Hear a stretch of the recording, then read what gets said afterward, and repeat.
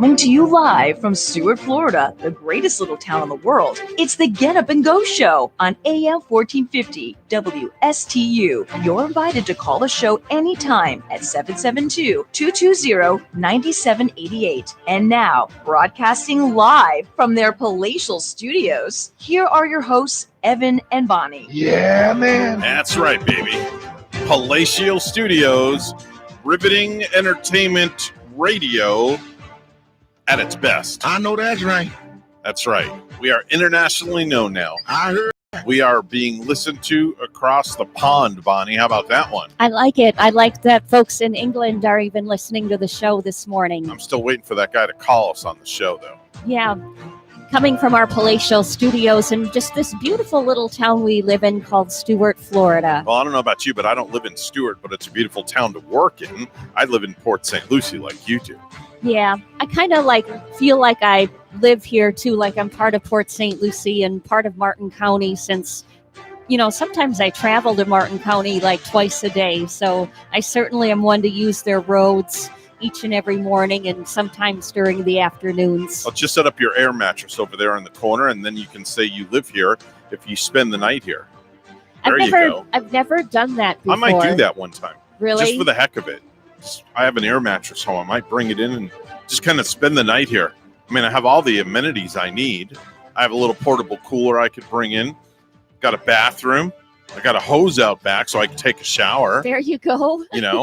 Maybe the fire. And I got Ellie's Downtown Deli if I get hungry. Yeah, maybe the fire crew will come by and, hose you down and kind of give you a shower. Oh, that's fine. I'll call up my good friend Brian Bosio at Stuart PD and see if he could arrange that. Yeah. Just hose me down and I'll be all good to go, and just give me a towel and some shampoo and a bar of soap and I'm good to go. I'll shower right in the middle of the street. Wow. That would be a sight to see, wouldn't it? We would have to get the TV crew out here from WPTV. I'd have to wear a bathing suit, though. Can't go out there naked. No, you wouldn't want to do that. Then again, I'd just go out to Blind Creek Beach and go jump in the water up there and take a bar of soap and, no different. Just like being in the shower, you're naked. How refreshing, kind of like being baptized and what Mr. Hatfield did in the Hatfield and McCoys at the end of the whole series, where he went in that beautiful river and he was baptized at a ripe old age. I'd be taking a saltwater bath, though, if I did it at the beach. Yeah. Salt water. And that salt water actually feels pretty good. I think it kind of clears your sinuses up, too. Oh, it does. I can tell you that much. You go sit at the beach and you have sinus issues and you just suck in that salt air. It'll clear yourself out. Definitely. I'll tell you what, I lived in probably the allergy capital of at least Wisconsin, if not the whole United States, is Madison, Wisconsin. Yeah. Just people are just drawn crazy by, they have a huge allergy count there. Allergy count. You know what I'm trying to say. Though. I get you. But when I would visit down here, we would go to Fort Myers, the Naples area. That's beautiful down over there. To the Keys, and it seemed like when I got here, my sinuses would clear up so well, Evan, that I hated to get on the plane and go back to Madison. Last night I was sitting out in my garage around 7:00 at night. I usually like to sit out in my chair. I have this anti-gravity chair that you sit in, and it just, kind of teeters back and forth. So I was sitting out in the garage, and I said to my wife, she goes, "What you doing?" And I'm like, well, I'm having a little trouble breathing right now. And she went into panic mode. And I'm like, don't worry, it's okay. I said, it's just my allergies. I'm like, because it was so humid out last night, I couldn't breathe in my nose. But the minute I walked in the house, it just dissipated and I was fine. Yeah.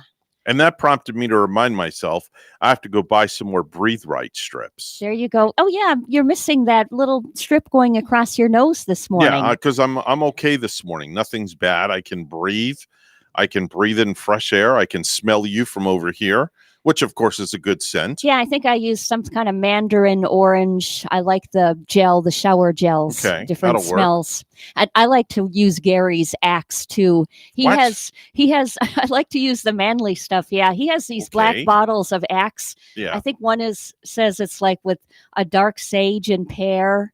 They have like cool ingredients and cool, dark kind of scents. How does Gary feel about you using his manly body wash. Sometimes he'll, tease me and he'll say, "Don't use that. Stay away from it." And then Okay. he's like, "Oh, it's okay. No, you can go use that." Now, do you use a loofah also? Yeah, Okay. those are fun because they're so big and bright and colorful, and you can kind of scrub all over.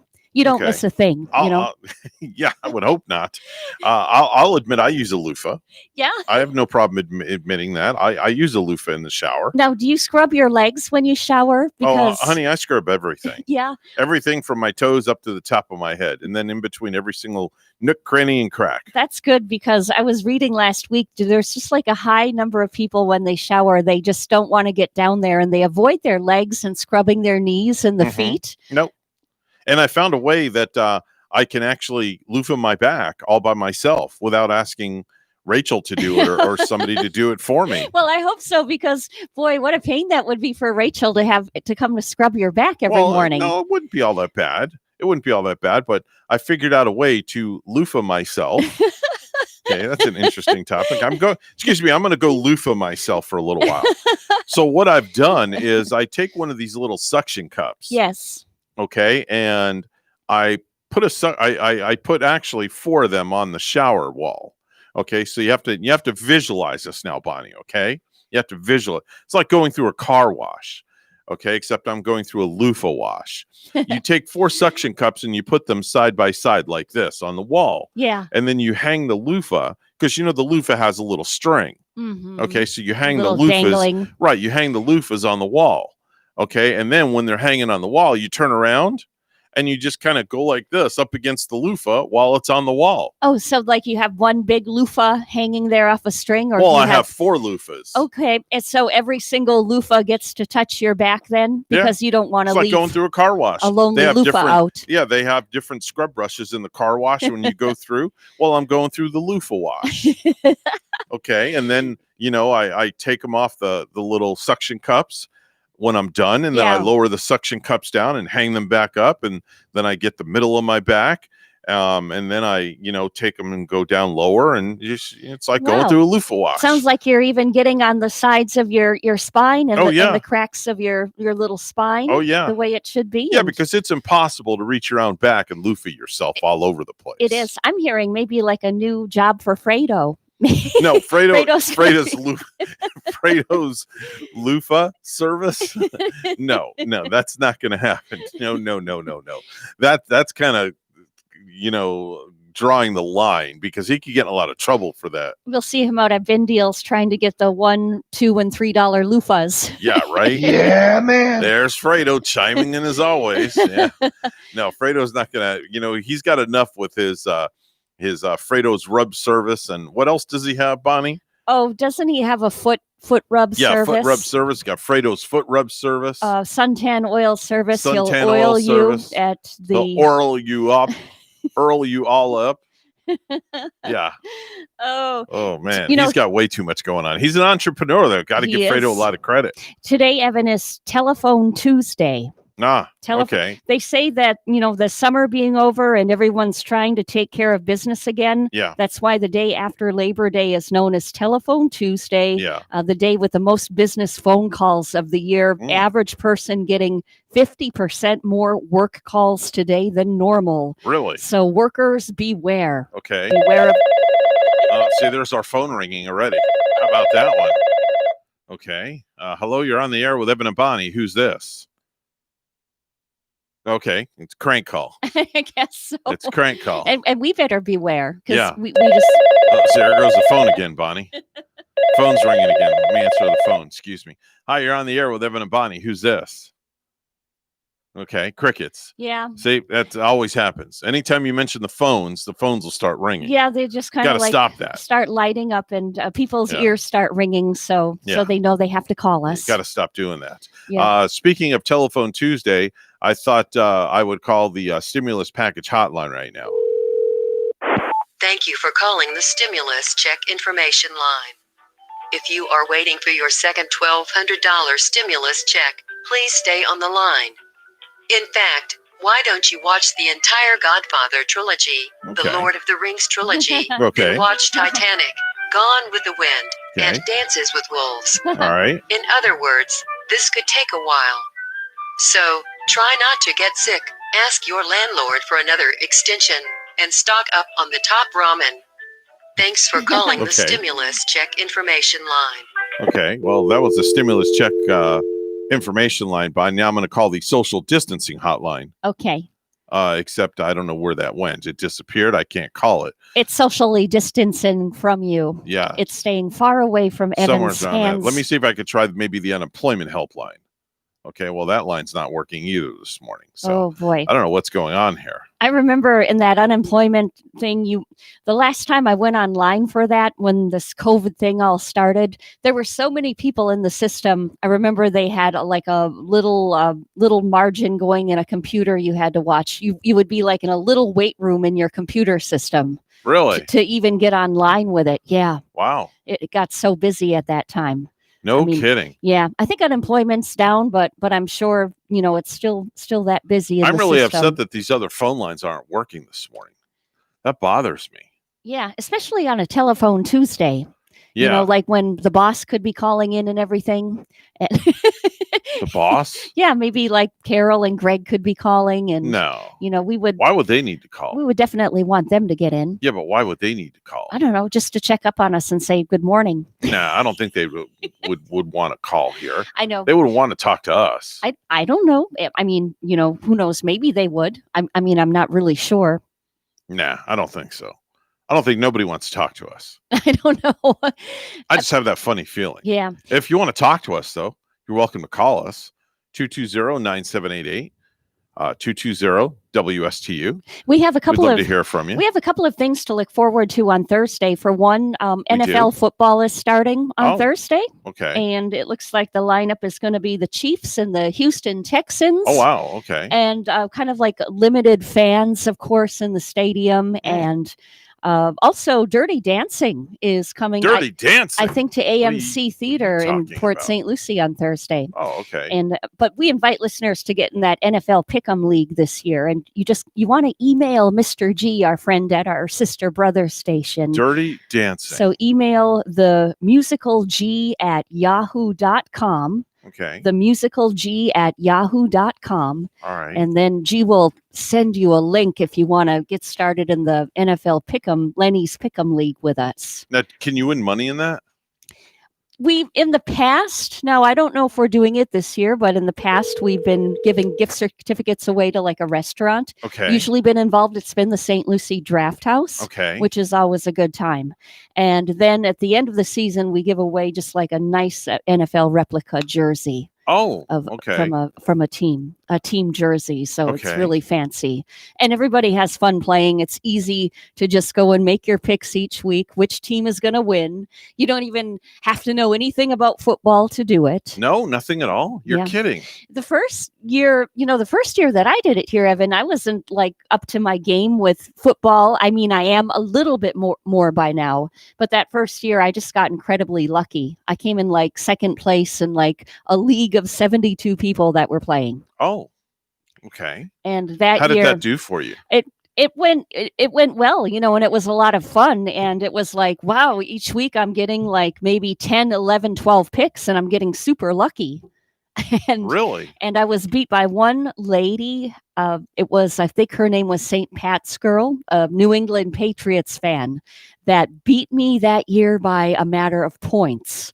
So she came out on top, and then she won that NFL jersey. Oh, But yeah, once again, if you want to get in, email the musicalg@yahoo.com, and G will gladly send you that link to the sign musical in. G. It's the, not the, but the The musical and G. I think it's with a capital T H-E, if okay. I'm not mistaken. Just that capital T, and then all of the letters in the lowercase letters to follow. Okay. The Well, musical G that'll at Yahoo. work.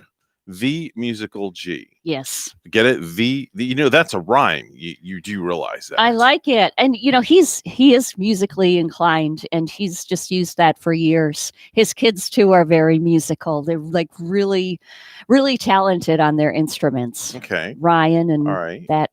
Yeah. All right. I think I found the right phone numbers for the unemployment hotline, Bonnie. Oh, you did? Yeah, so I'm going to call real quick. Okay. Here we go.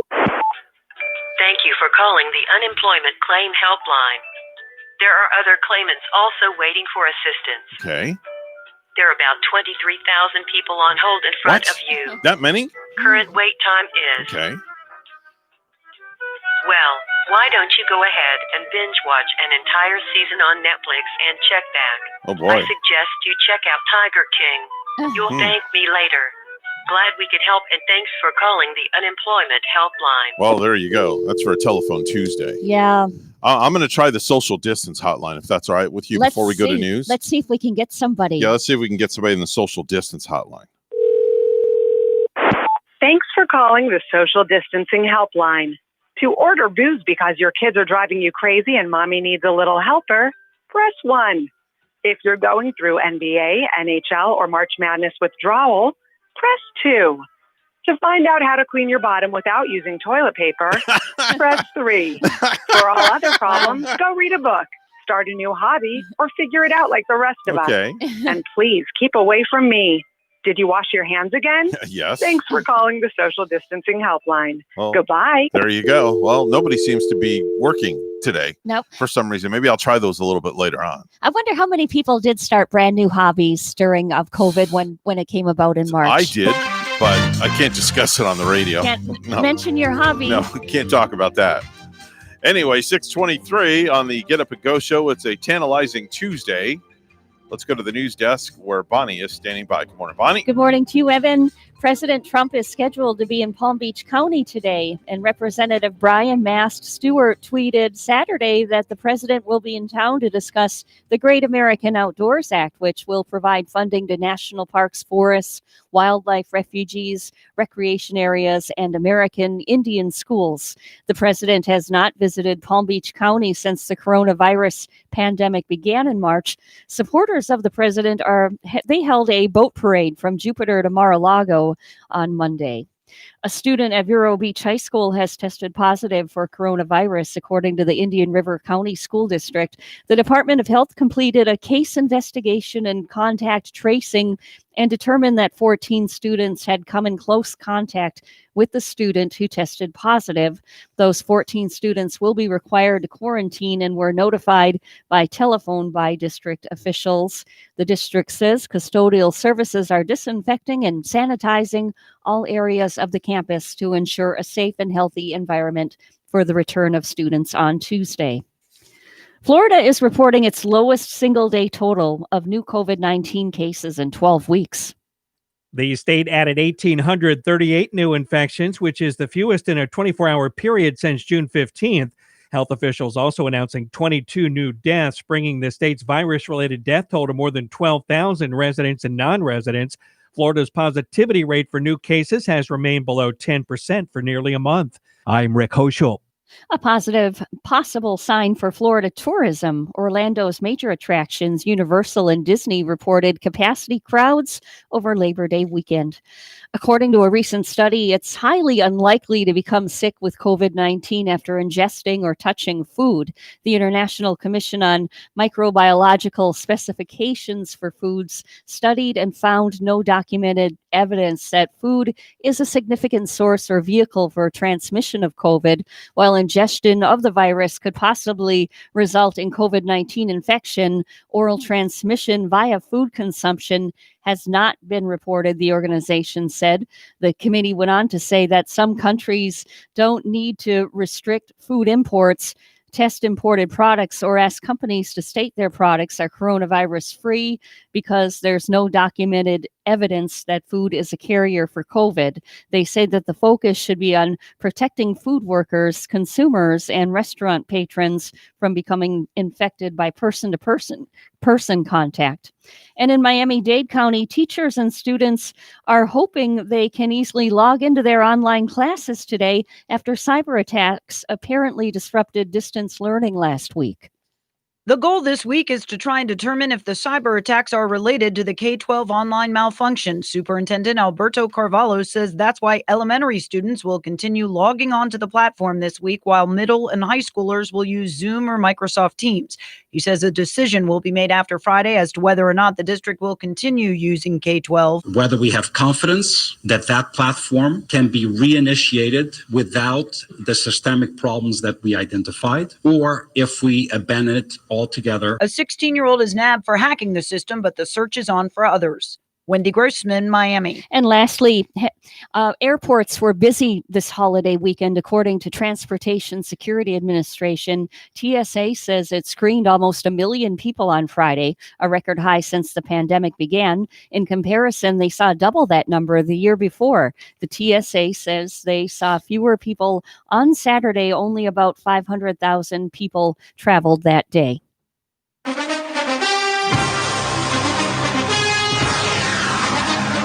In our Major League Baseball scores from yesterday, we had the Toronto Blue Jays winning over the Yankees 12-7. The Washington Nationals won over Tampa Bay Rays 6-1. Miami Marlins winning by 1 run over the Braves 5-4. Phillies winning by 1 run over the New York Mets 9-8 yesterday. The Cubs beat the St. Louis Cardinals 5-1, and Minnesota Twins over Detroit Tigers 6-2. Some other wins included Cleveland and Seattle, also winning the Padres and the San Francisco Giants and the Oakland Athletics. News time 6:27. Weather and traffic together next.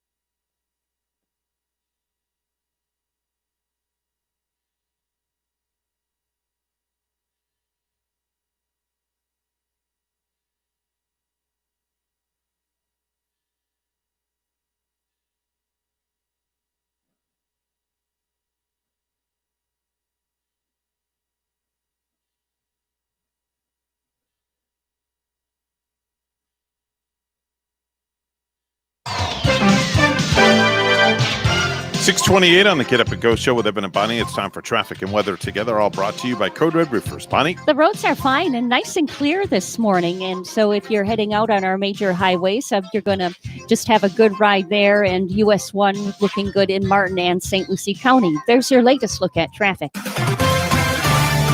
Stuart, right now it's partly cloudy and 75. Here's our forecast at WPTV.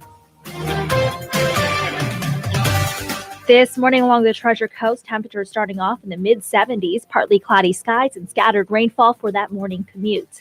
This afternoon, highs in the upper 80s to low 90s, a mix of sun and clouds, and numerous showers and storms on and off throughout your Tuesday. Tonight, lows in the mid-70s with isolated showers. Tomorrow, highs in the low 90s with a 70% chance for showers and storms. We'll stay unsettled through most of the work week. Then as we head into the weekend, slightly drier air moves on in. Morning coastal showers followed by afternoon inland showers and storms. Highs for the weekend in the upper 80s to low 90s. I'm WPTV First Alert Meteorologist Katya Hall on WSTU AM 1450, Martin County's Heritage Station.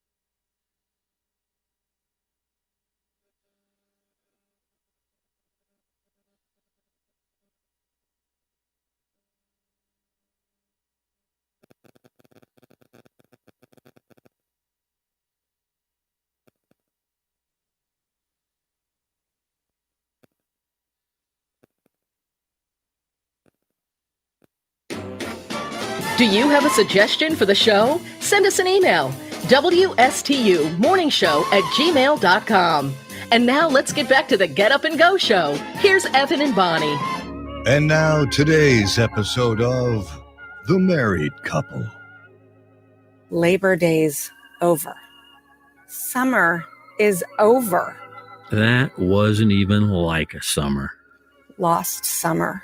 Worst summer ever. Bummer summer. Bummer summer. Join us next time for Bummer. The Married Couple. The Married Couple. They don't sound like they're very much fun to live with now. No, they don't. They sound like the boring married couple. Yeah, exactly. But I know something that's not boring. It's viral videos.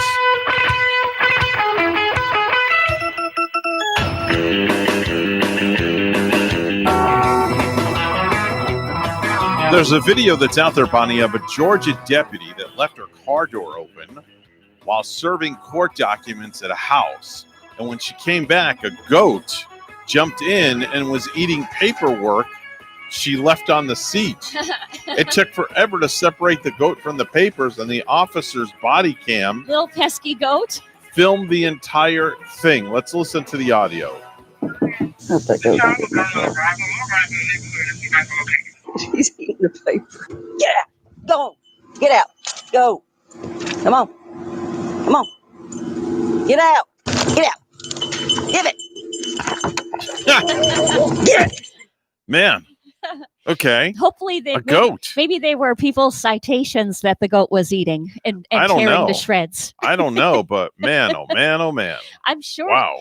Those little goats, I like to go in to pet the goats when I go to Lion Country Safari. Okay. And they're very much just like little dogs, like Okay. little dogs running around. But if they're tearing up paper, that reminds me of something my cat does. Hansi's always tearing up paper, especially when I'm trying to do show prep in the morning. Oh wow. And I'm Okay. sure they can get very menacing and annoying, Yeah. just like a cat would or a dog might if you have too many. Bonnie, there's another viral video that's circulating around the internet. It's a visitor at Tennessee's Anakeesta theme park who filmed a mama bear and her two cubs crossing some roller coaster tracks as a guy on the ride was approaching in the roller coaster. Fortunately, the bears made it past the tracks before the roller coaster got to where the bears were. Oh, whoa, that's fortunate. Yeah. Nobody was injured. Let's listen. I would be freaking out. Oh my God.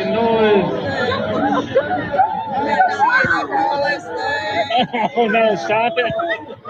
Oh my gosh.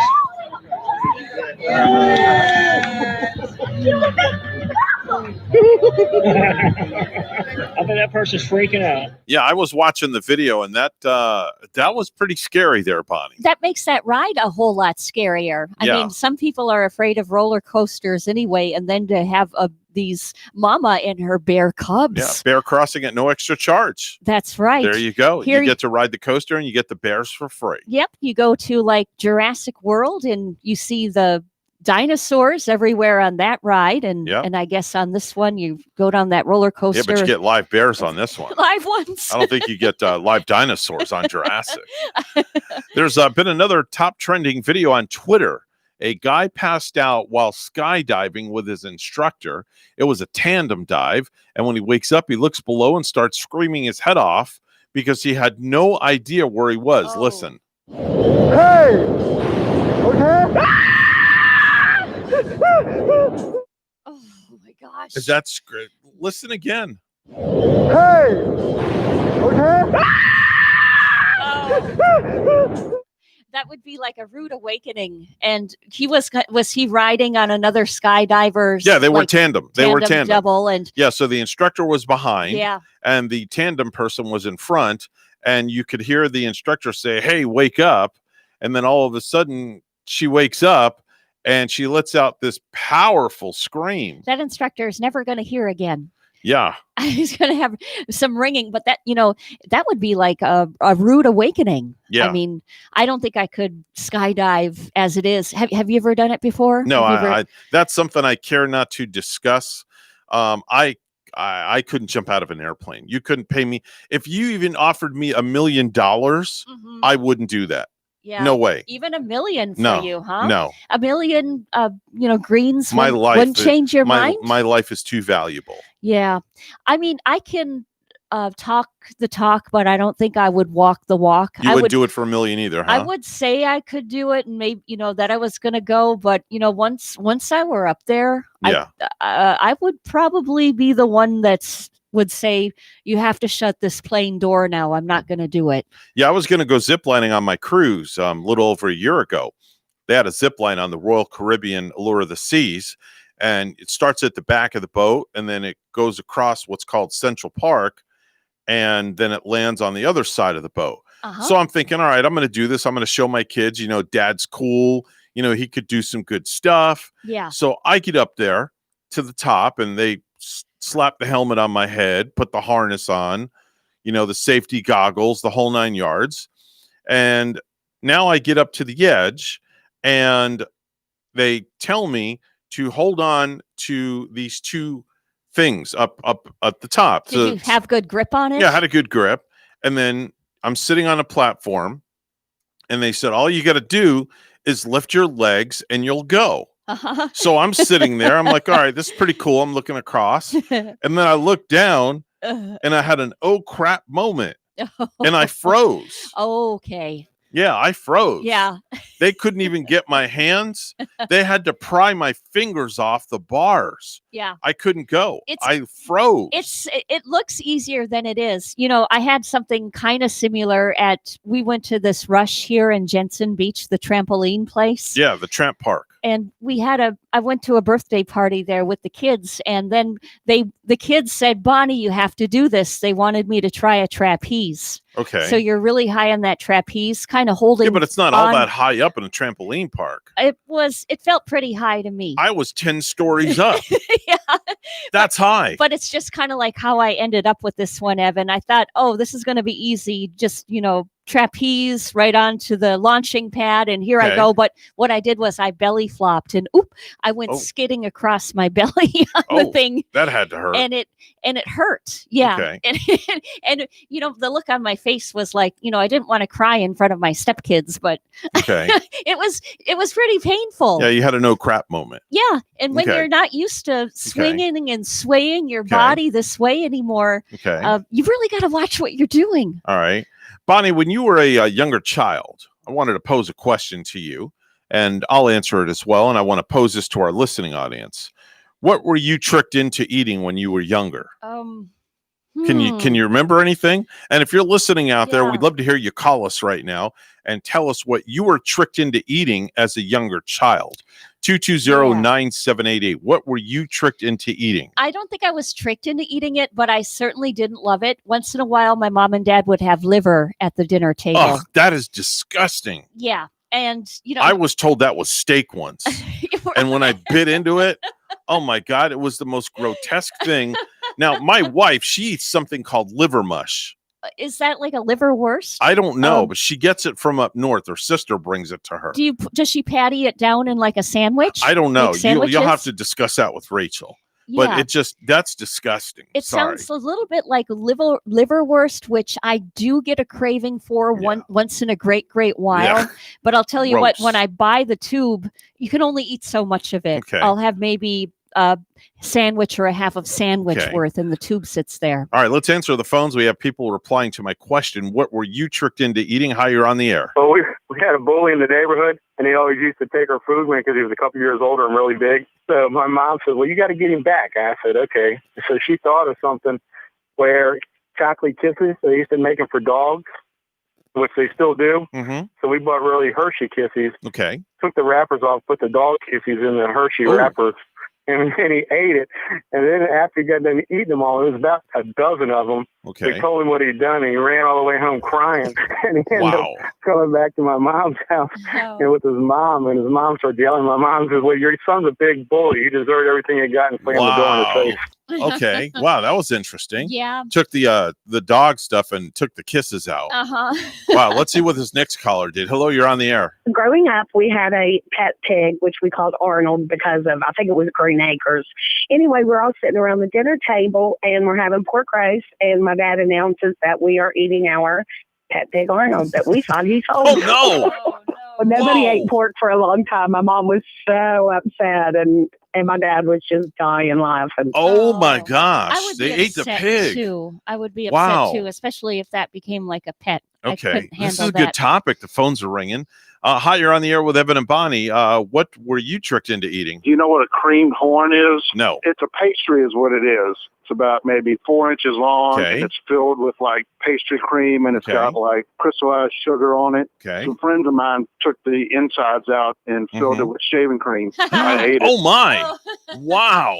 That's Oh my gosh. that's just nasty. That is nasty. Wow. Okay. That's a bad prank. That's a bad prank. Hi, you're on the air with Evan and Bonnie. What was the item that you were tricked into eating? I actually tricked somebody into eating something, I guess you might say. All right. I was a sheriff's deputy, and I brought in my dispatchers late one night some spaghetti that they dearly loved. Then they found out a couple days later that it was ground beaver. It was a few years ago, and they're still not quite talking to me yet. I even got them T-shirts. Said I ate beaver, and I liked it. Wow. Okay. Ground beaver on that one. I can't say that I've ever had beaver before. Have you Okay. ever had beaver, Evan? All the time. Never had. It's good. Ate that. Beaver's great. Let's take one more call before we do news. Hi, you're on the air with Evan and Bonnie. What were you tricked into eating? Well, I didn't actually trick somebody. I kind of tricked myself into eating raw cow brains once. What? So I was in a haunted house, and I had my girlfriend with me, and you know how you're trying to impress her and everything. Oh. And the guy was playing a mad professor, and he stuck this raw bowl up underneath everybody's nose, telling them it was cow brains to go ahead and eat it. Well, when he got to me, I looked at it, it looked like SpaghettiOs. So I just kind of stuck my finger in it, swirled it around, and stuck it in my mouth, and then looked at it. He got a real confused look on his face, backed up, sat the bowl down, and said, "Okay, we're closed for the night," and escorted everybody out. It was actually at a church, and my mom worked in the kitchen there. She told me the next morning, she said, "You know, there's some that ate raw cow brains at the show last night," and I kind of held my hand up and said, "That would be me." It actually tasted like cold SpaghettiOs. It wasn't bad. Jeez, that's disgusting. That is disgusting. Oh, Wow. You know, I know how maybe you can sneak tomatoes like a vegetable on your kid's plate. How? Maybe tell the big red, ripe, juicy tomato is like a giant strawberry. A giant. There's a big difference. There's a big difference from strawberries and. It's just an idea. You know, tell them it's a giant strawberry and pour some sugar on the tomato. I used to like to have my tomatoes kind of sweetened and a little bit sugary. That's disgusting. Oh, it's good. That is absolutely grotesque. You're not a tomato fan, Evan? I am. Yeah? To a certain extent. Yeah. Like when I get a pub sub, I'll order a rare roast beef sandwich and tell them to slice a tomato in half and just put 2 pieces. Okay. Not more than 2. Yeah. And that's it. At least you can handle 2, and Yes. you're getting your tomatoes that way. Yes. 6:45 on the Get Up and Go show. Let's go to the news desk where Bonnie is standing by. Good morning, Bonnie. Good morning to you, Evan. President Trump is scheduled to be in Palm Beach County today. Representative Brian Mast tweeted Saturday that the president will be in town to discuss the Great American Outdoors Act, which will provide funding to national parks, forests, wildlife refuges, recreation areas, and American Indian schools. The president has not visited Palm Beach County since the coronavirus pandemic began in March. Supporters of the president they held a boat parade from Jupiter to Mar-a-Lago on Monday. Will industries hard hit by the pandemic get economic relief from Uncle Sam? That's among the questions as the U.S. Senate gets back to work today. University of Central Florida economist Sean Snaith says it would be money well spent. A lot of talks about pretty large scale layoffs at some of these major airlines coming in the fall. So some additional assistance as we continue this recovery, I think, is warranted, but I'm not so sure it's going to come. Democrats want to spend $2 to $3 trillion on relief. Republicans, $500 million. Zoo Miami has been closed for months due to the COVID-19 pandemic, but it made a very special exception for a Loxahatchee girl battling brain cancer. WPTV's Yanni Rodriguez has the story. Zoo Miami has been closed for months due to COVID-19 pandemic, but today they made an exception for a very special 8-year-old girl. It was Jaden Blanco's wish, who was battling brain tumor, to visit the zoo. They haven't seen people in months. So it's going to be like, Jaden, the princess has arrived. This is fantastic.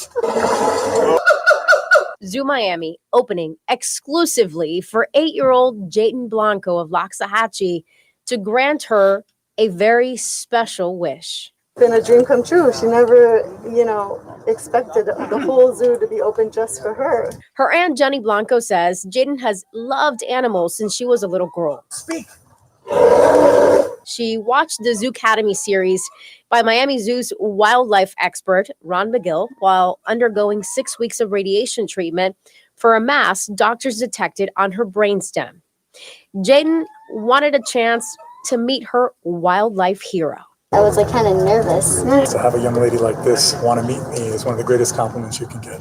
McGill says this is the first time in the zoo's history it's opened its doors just for one person, and it was worth every minute of it. Every day she would show up to treatment and with a positive attitude, and even when she was scared, she still was brave enough to go through and still have a smile on her face. It takes a complete community to make one wish happen, but it's worth it because forever we change the life of a sick child. And today was one of those days. To see her get all excited about something, knowing what she's been through, for me, you can't put a value on it. From feeding giraffes to elephants and chimps, and even getting up close and personal to a 12-foot python, it was a dream come true. And lastly, there are 2 more named storms, Paulette and Rennie, but both are far out in the Atlantic and likely won't threaten the U.S.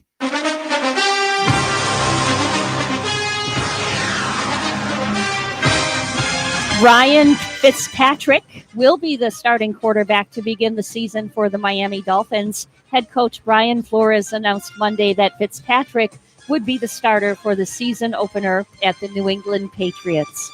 News time is 6:49. We'll have weather and traffic together next.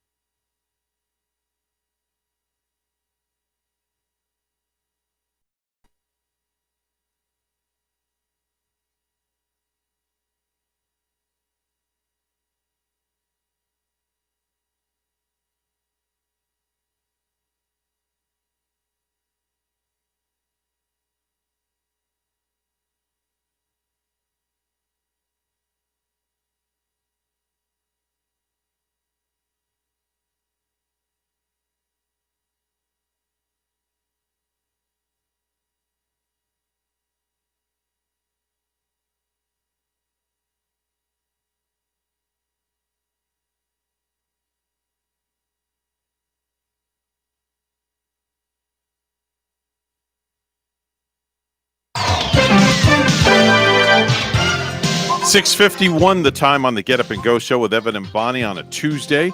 Time to take a look at traffic and weather together, brought to you by Code Red Roofers. Bonnie? Yes, Evan, and the Tuesday morning traffic is looking fine. No accidents to report. This includes the highways of both Martin and St. Lucie counties. Your latest look at traffic. It's 75 in Palm City. Here's our forecast at WPTV. This morning along the Treasure Coast, temperatures starting off in the mid-70s, partly cloudy skies and scattered rainfall for that morning commute. This afternoon, highs in the upper 80s to low 90s, a mix of sun and clouds, and numerous showers and storms on and off throughout your Tuesday. Tonight, lows in the mid-70s with isolated showers. Tomorrow, highs in the low 90s with a 70% chance for showers and storms. We'll stay unsettled through most of the work week. Then as we head into the weekend, slightly drier air moves on in. Morning coastal showers followed by afternoon inland showers and storms. Highs for the weekend in the upper 80s to low 90s. I'm WPTV First Alert meteorologist Katya Hall on WSTU AM 1450, Martin County's Heritage Station.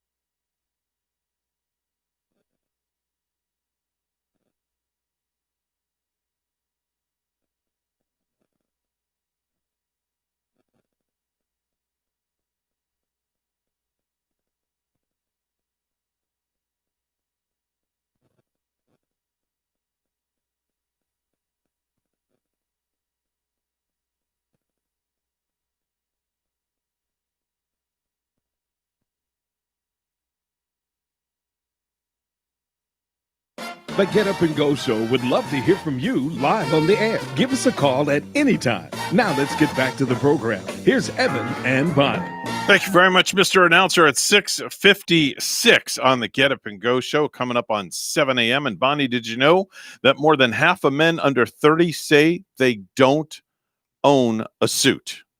They don't own a suit. Under the age of 30? Under the age of 30. As opposed to the guys that are over the age of 30? Yes, that's what I just said. How many suits do you have in your closet, Evan? Probably at least 15. Really? Yes. Wow, you must have a suit for like every occasion. Well, I have a lot of tuxedos because of, being in the wedding business. Yes. I have to be able to dress appropriately. And then if you have if you go on a cruise, you should see my array of sport jackets. Really? I've got sport jackets that will blow you away. What color are they? All kinds of different colors? I've got reds and blues and plum and pink and green and white and brown and just all sorts of patterns. I buy my sport jackets usually at Macy's or Cardita Formal Wear. Do you sport it like Don Johnson did on Miami Vice back in the day? That's what I was actually wearing for dinner this past Sunday. I wore a white sport coat with white skinny jeans and a pair of boots. Yeah. And a black silk shirt underneath. Oh, that had to look divine. Yeah, I was looking pretty handsome, I must say. Did you take a picture and I post did. it? I did. I didn't see it posted on Facebook. I don't know if I still I didn't post it on Facebook. Of course, I haven't been on Facebook lately. Shame on you. I know. I've been kind of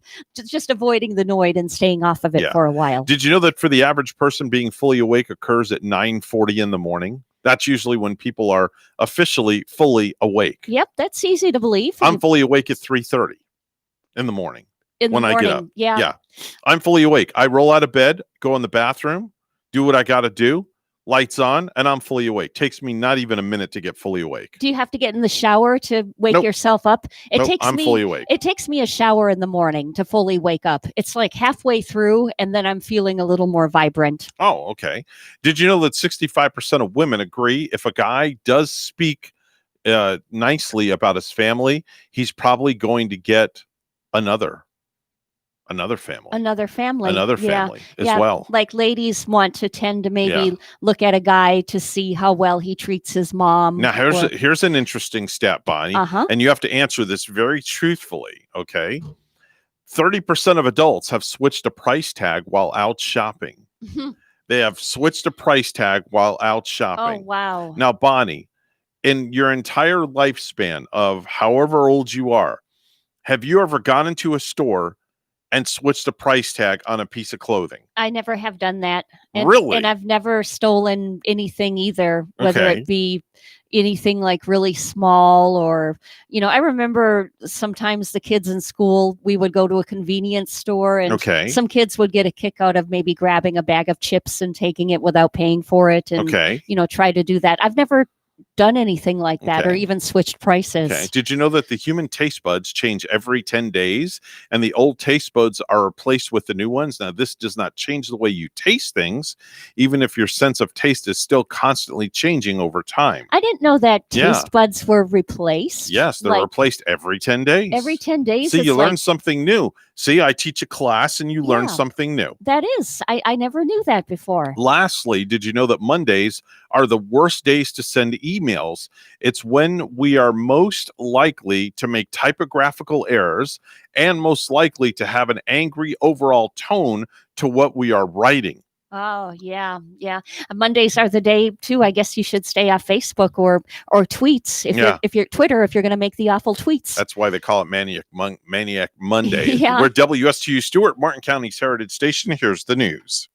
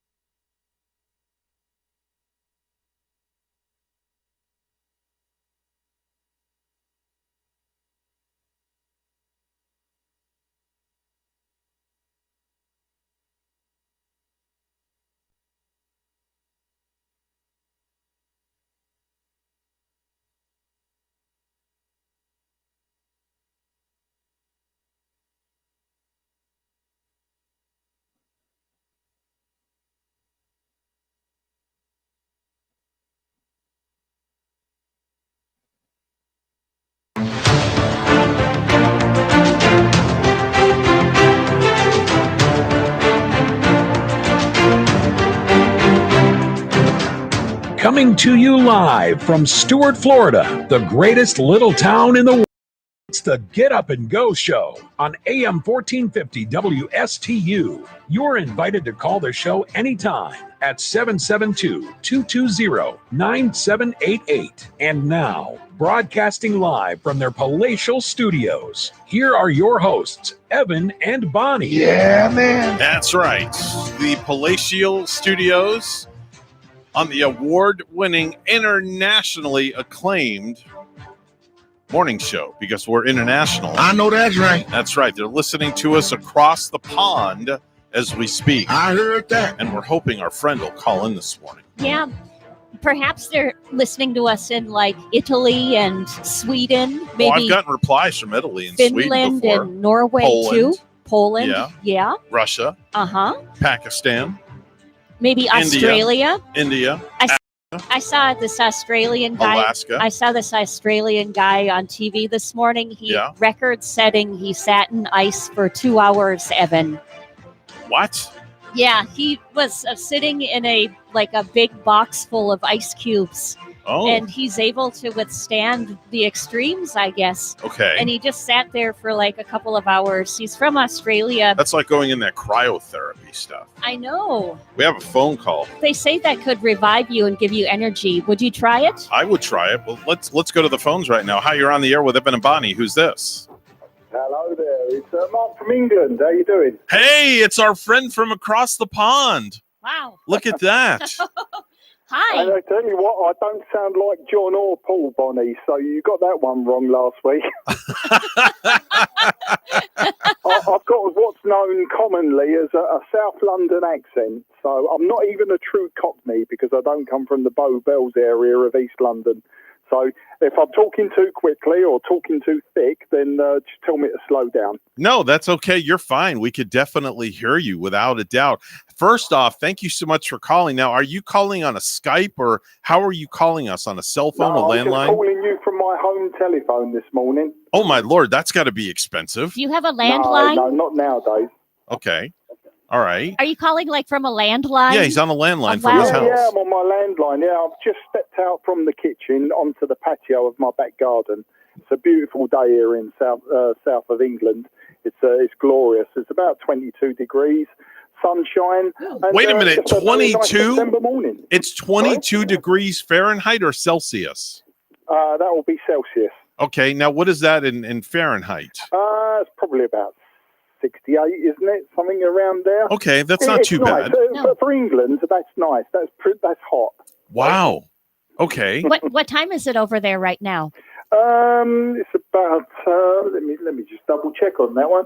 It's just gone midday, so 10 past midday. Yeah. 10 minutes past midday. Now, what is midday? Though that's you have to 12 o'clock. 12 o'clock. Okay. Some of our listeners don't understand what midday is. That's why I was asking.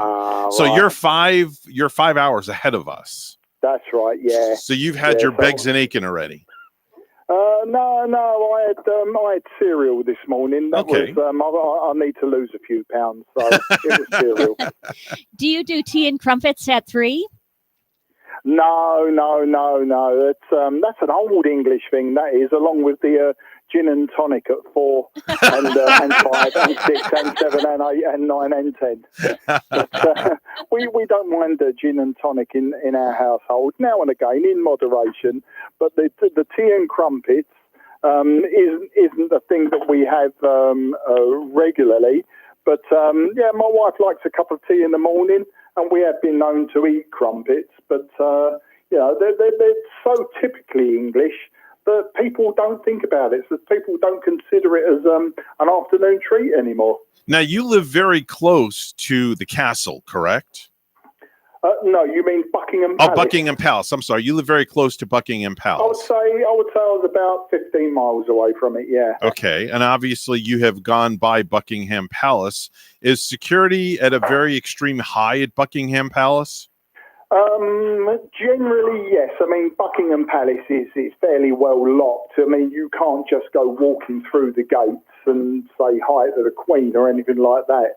I think you'd find that the police and the Royal Guard, the soldiers, would probably stop you before you got within 6 feet of the front gate. Wow. So it's a beautiful building. I mean, all of those buildings they're all fantastic buildings. And over the last, I'm 57 years old, so over the last 57 years, I've probably passed Buckingham Palace more times than I can remember, to the point where you just treat it as just a normal building. You know it's there, you know what it is, but you almost take it for granted, I suppose.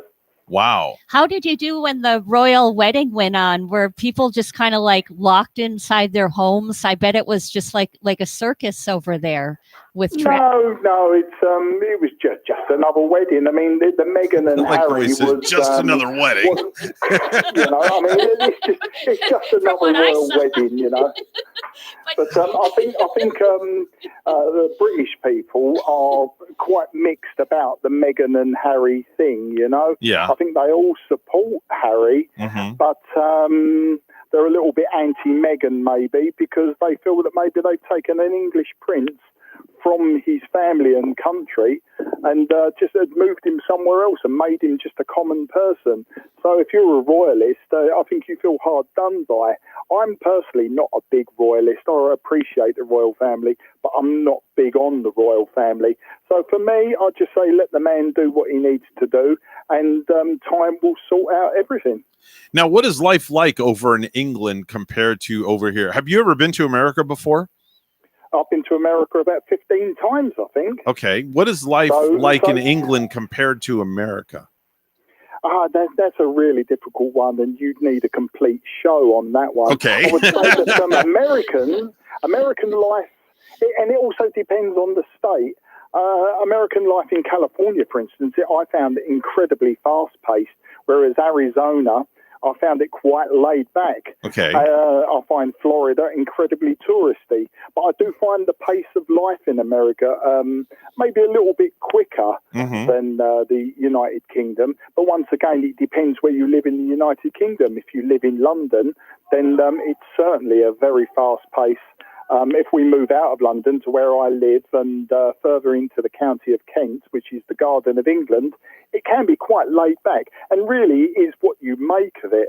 I love Americans. I love America, and I love Americans. You know, I love the whole culture. Right. I love the whole modern idea of the American culture, whereas Britain can be seen in some respects to be, quite stuck in the past. But you'll see that when you see the architecture and everything. Everything seems to be one step behind Americans. But of course, the younger generation in this country, they're embracing American culture, right? Mainly via the TV set. But they're embracing it to the point where the language is changing, and the whole idea of how we look at each other and talk to each other, it is changing towards the American style. So it's something that I embrace. My wife embraces it, and both my daughters are in their 20s, and they love it to bits. So that's it, really. Now, you say that you guys are stuck in the past. So has the iPhone made it there yet? Yeah. We're just about. Okay. It's still attached with a cord to the wall. There you go. Somebody just paints a letter I on it, and they're happy.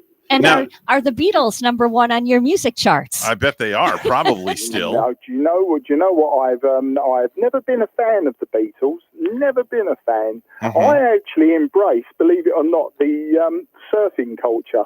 Oh, so I was wow. always the Beach Boys. Wow. Or the Trashmen, or the Ventures, okay, or any of that surfing style music from the 60s. I love all of that. That's good stuff. Music. That's really good stuff. I prefer the West Coast sounds to the Mersey sounds. Let's say that. Okay. Now, y'all drive on. Now, see, there's my Florida accent. I say y'all. Y'all. So y'all drive on the wrong side of the road over there, correct? No, we drive on the right side of the road. Okay. You drive on the wrong side of the road. And it's good fun. It's good fun. There's been many a times I've driven, say, in Florida, and I turned right into oncoming traffic and had to do an immediate handbrake turn, a U-turn, and stamp on the accelerator. Oh, and, my. When you get to the next set of lights, people look at you, and you can see they're thinking, yeah, he's English. Yeah. Now, the cars over there in England where you are the driver's seat on the left of the vehicle, or do you guys have the driver's seats on the right side? The driver's seat's on the right side.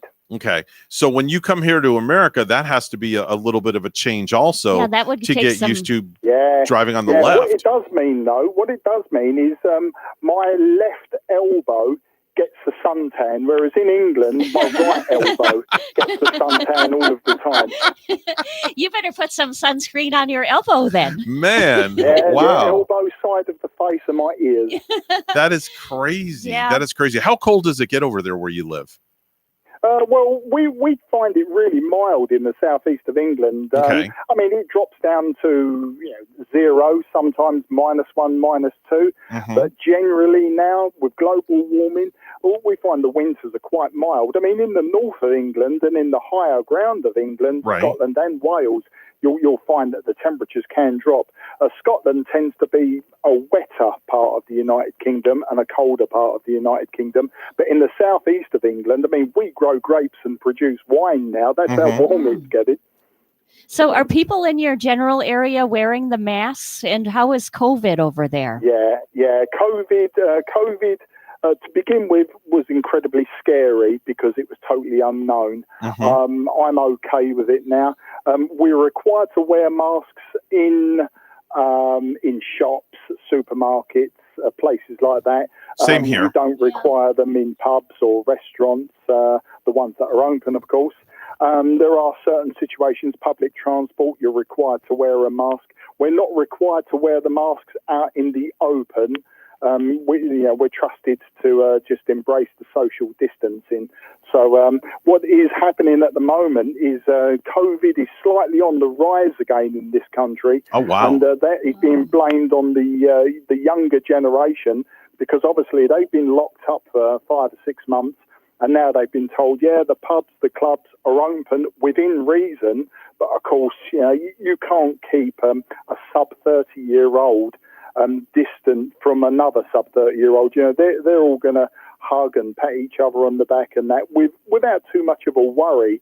And I think part of that as well is the fact that young people tend not to suffer too much with the disease. My nephew's 27. He had it right in the beginning, and he was in hospital on oxygen. Oh, wow. But he had underlying health issues. Right. Now, my youngest daughter, we believed, had it right at the beginning, and for her, it lasted less than 48 hours. So you can see the young people are not in fear of it. You get to sort of my age, and maybe people with underlying conditions, and they tend to have a little bit of fear.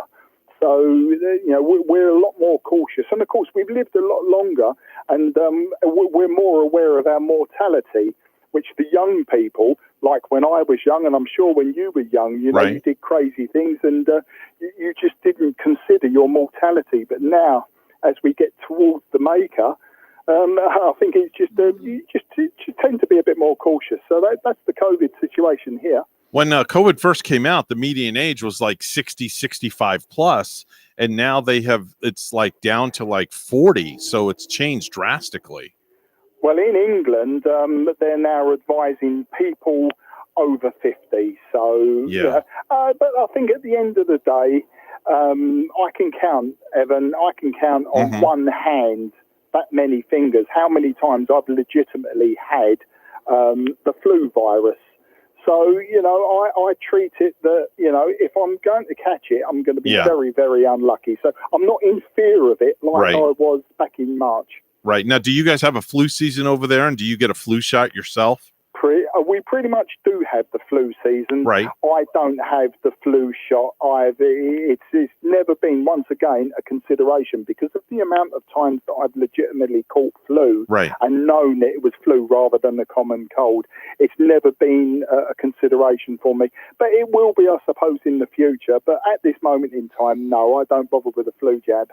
Wow. They're afraid of like what's going to be a twin-demic over here with the flu season and COVID meeting. I think that's going to be the same for the whole world, though. Yeah. And at the end of the day, if people are sensible, then I think it can be under control. It's when people relax their guard. It's like crossing the road and not looking left or right. the chances are you're going to make it across the road, but one day you're going to get run over. Yeah, So you exactly. just got to be careful. Nice to get some good reasoning from you from Yeah, all the way across the Definitely. pond. Man, I have really, I have enjoyed this so much, Yeah, I Mark. have too. Speaking As I with say, you. I discovered your show. Actually, I discovered your show via Bonnie being on. For us, it's in the evenings. It's a music show, and it comes up as Bonnie Ashley on the TuneIn app. And so, you know, you do searches. As I say, I'm big on American culture. I'm big on America. And I tend to sort out the talk radio shows is what I like to listen to. Right. And so your show just popped up a little while ago, and I just felt the need to let you know that I was listening last week, and it's been a real pleasure. Wow, we made a to friend let me across. call you and, We made a have friend chat. across the pond, and we love it. And you're welcome to call the show anytime your little heart desires to give us an update on what's going on across the pond. It's Superb. always good to hear from people from different cultures and different It is. areas, Mark, definitely. And thank you Yeah. so very, very much for calling in today. No, Nice you're to more meet than you. welcome, and I look forward to the next subject where I think liver. I love liver. I'll phone in and tell them I love liver. Nobody You know, even had maybe we tell can them do at what maybe we stage. can make this like a weekly segment every Tuesday. Yeah. Call it Across the Pond with Mark. And we Yeah, speak to well- Mark at 7:00 in the morning, our time, every single Tuesday. Yeah, we love learning Be a the regular culture. on the show. There you go. Well, I'll tell you what. If I'm around and I notice it's 7:00 on a Tuesday morning, I'll be sure to phone in. But it depends on the various managers, whether it's at home or at work. Gotcha. Who's going to be looking over my shoulder? of course. Gotcha. Well, it's our pleasure. God bless you and your family, and be safe over there And across you. the pond. Yeah, look forward to speaking to you again, and thank you for having me on the show. Oh, it's my pleasure. Thanks a lot, Mark. Bye-bye now. Bye-bye for now. Wow.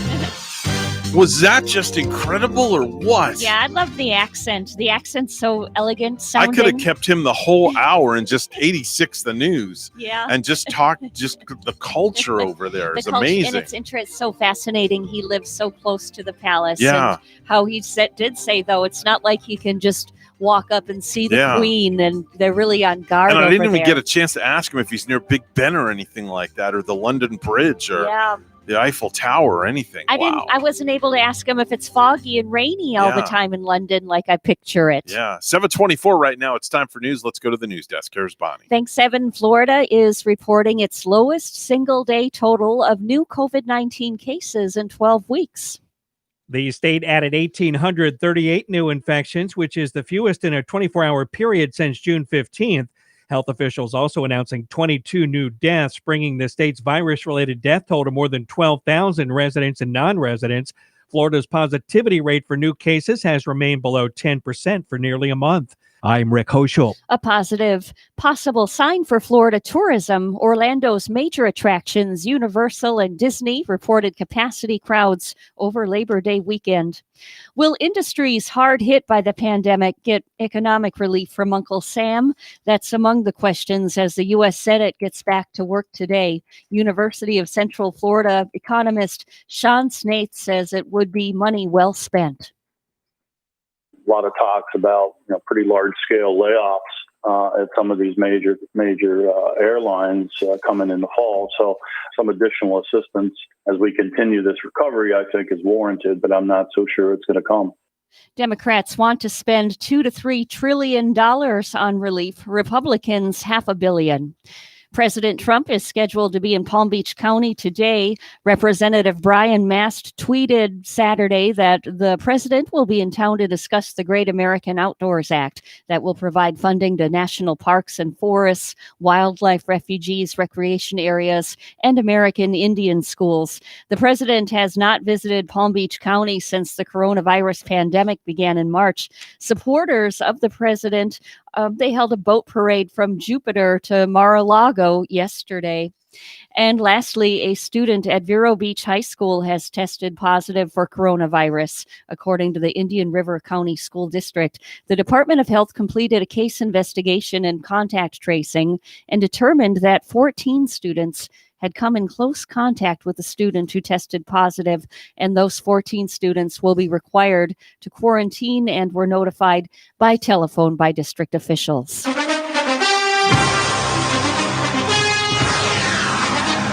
Our NBA action from last night, we had the Boston Celtics beating Toronto Raptors 111-89. The LA Clippers over the Denver Nuggets 113-107. And over to the National Hockey League, it was Tampa Bay Lightning beating the New York Islanders by a score of 8-2. News time 7:27. Weather and traffic together will be next.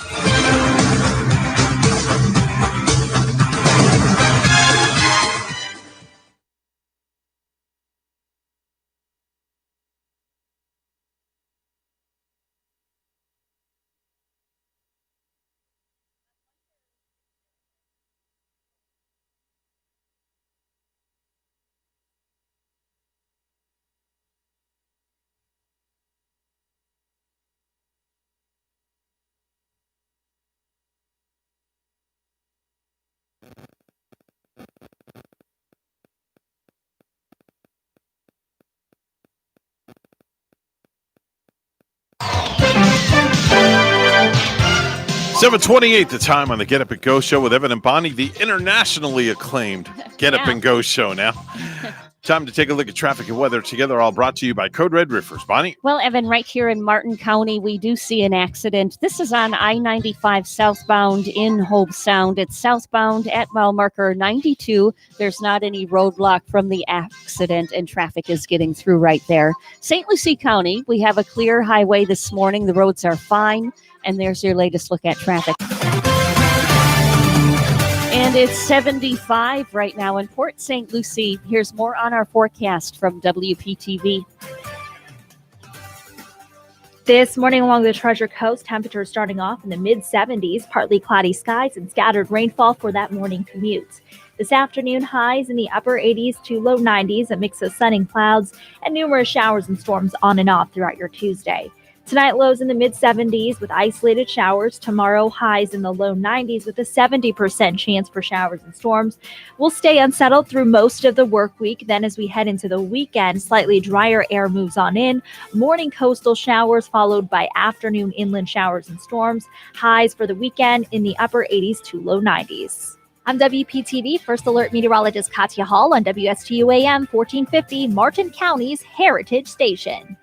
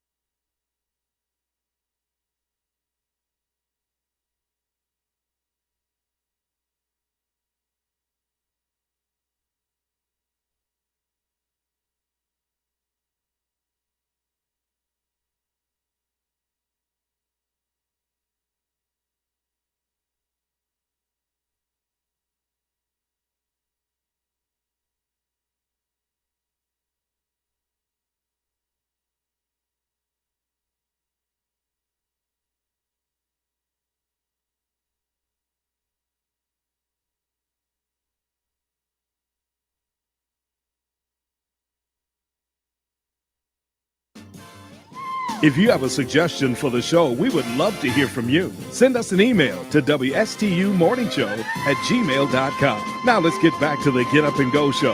Here's Evan and Bonnie. Do you know what day it is? It's Tuesday here. What day is it there? Day after Labor Day. You know what that means? Please, tell me. It's Telephone Tuesday. Huh. Didn't know that was a thing. I didn't even know it was a thing. Oh my God, who do we have to thank for this? Alexander Graham Bell, inventor of the telephone. Who are you going to call? Who you going to call? Happy Telephone Tuesday. It's showtime. Yeah, Telephone Tuesday. Telephone Tuesday. It kind of uniting all of the workers and the co-workers and employees getting back to work today after Labor Day. If you want to pick up the phone and call just to say good morning, you don't even have to give us your name. Just to say a simple good morning, and you could even just hang the phone up. 2 words. Good morning. 220-9788. Area code 772-220-9788. Just a simple 2 words. Good and morning. And it is a good morning. So far, so good here right on the Treasure Coast. We got some rain. I think earlier this morning we had some showers east, southeast here of Stewart. Yep. But we're dry this morning, and the weather is fine. We are definitely dry. Not high, but dry. But if it gets wet out, we'll be high and dry. I remember Do you that. like the way I did that metaphor? Yeah, High and Dry from Def Leppard was one of my favorite albums. Hey, have you watched Schitt's Creek yet? I haven't. We started watching Come on, a new Bonnie. one called Ozark with Justin Okay. Bateman recently. Okay. And it's pretty good. We're not digging it as well as we did Breaking Okay. Bad when we watched Breaking Bad when Okay. we started in March. All right. But I mean, it's okay. Maybe we just got to watch more of the series. Okay, if anybody's out there has ever watched Schitt's Creek, I'd love to hear from you also as well. Maybe Let me that's know what you think about it. one that we should try. Yeah, Definitely. Schitt's Creek. Definitely. So, hi, you're on the air with Evan and Bonnie. Who's this? Well, Oh, okay. Oh, Big Kitty. Okay. Good morning, Big Kitty. How are you? well, Good. Very good. Nice to hear from you. Big Kitty, is Fredo into watching Schitt's Creek? No, not Chits. It's Schitt's Creek. I can only say Chits. Why? I don't know. It's the name of the show. I can't because It's called Schitt's Creek. There's nothing wrong with saying Schitt's I Creek. know. It's a TV show. but I've never felt comfortable with saying it. Oh, just try it once. It won't hurt nothing. Chits Creek. See, you can't do it. I can't. It's like I gotta say it like a chiclet. You know, Okay. remember chiclets? All right. That refreshing gum All you right. used to chew? Yeah. Bonnie, not Bonnie. Big Kitty, can you say Schitt's Creek? well. There you go. See? Big Kitty did it. Wait, wasn't that a no? Or was that No, we gave him, he did 2 syllables. Oh, for two us. was two Yeah. syllables is Yeah. a yes? 2 syllables. Oh, I forget. Yeah. Well, now it's back to 1 is yes and 2 is no. Yeah. Yeah.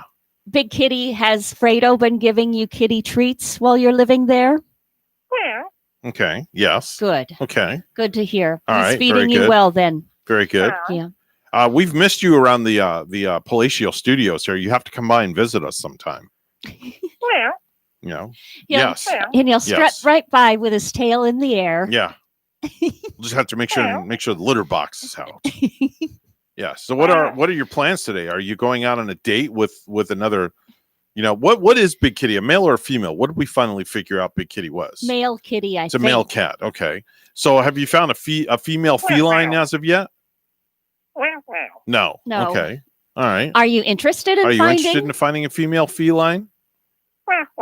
No. No. Okay. Do you like female felines?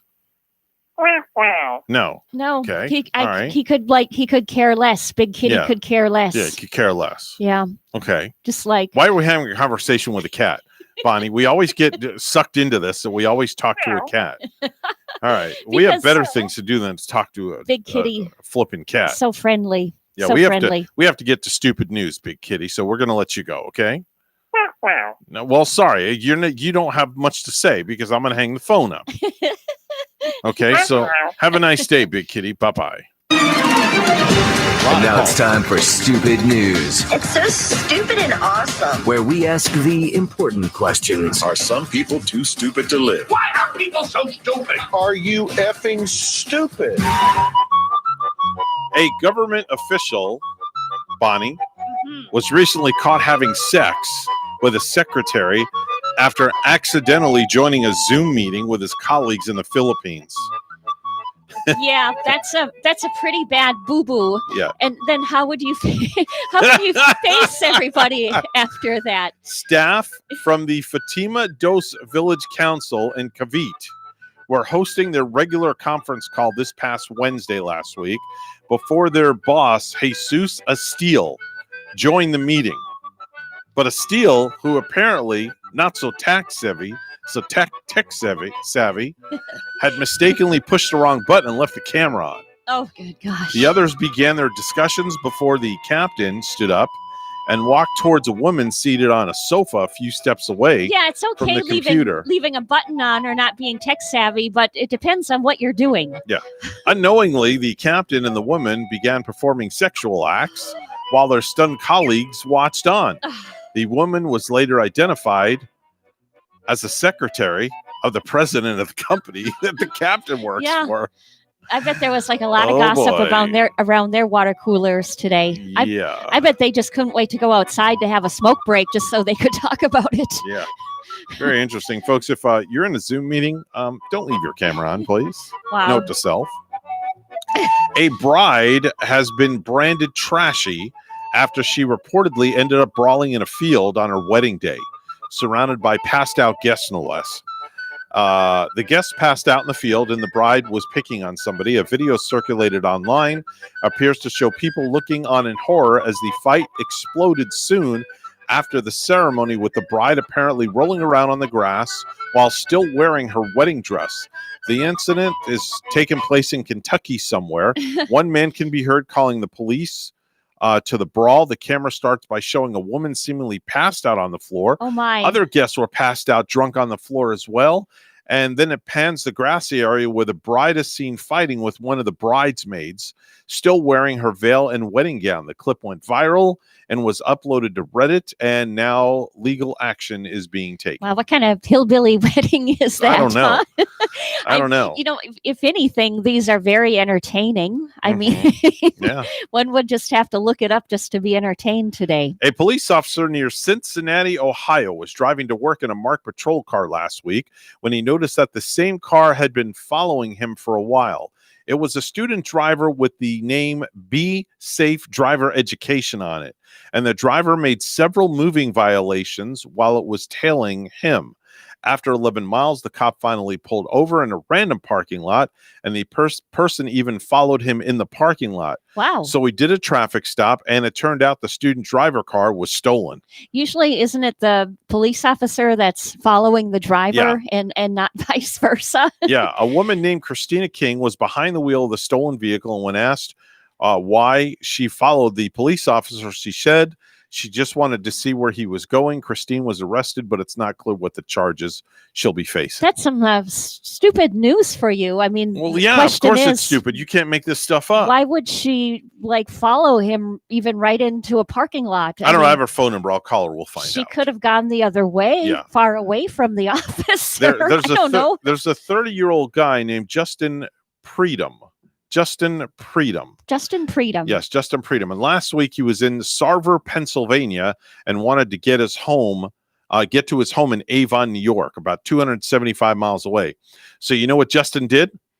Stole a school bus, got on the road, and drove it all the way home. That sounds like the only thing, like a Yeah. thing you would see in a movie. I Yeah. think I saw that in the movie Little Darlings. Somebody in Avon, New York called the cops the next morning and reported that a school bus with Pennsylvania license plate was on their property, and they didn't know why. The cops traced it to Justin, and he was arrested for felony possession of stolen property. Stealing an old school bus. Yes. Oh my. Yes.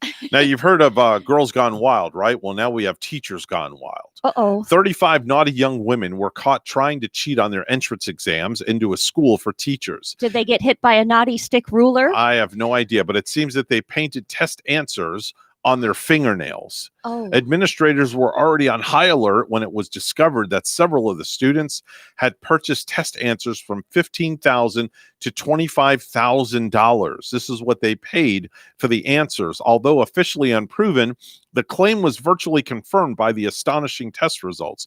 It seems that 50 applicants who took the exam actually got a 100, which almost never happens. Oh, right. I think I'm smelling something wrong. Yeah, the average test score is around 71 by examining surveillance video. They were able to figure out the cheating scheme. Although painted in different colors, the nails all featured the same dot motif. The pattern consisted of 10 different colored dots on each nail, corresponding to 100 responses in the exam booklet.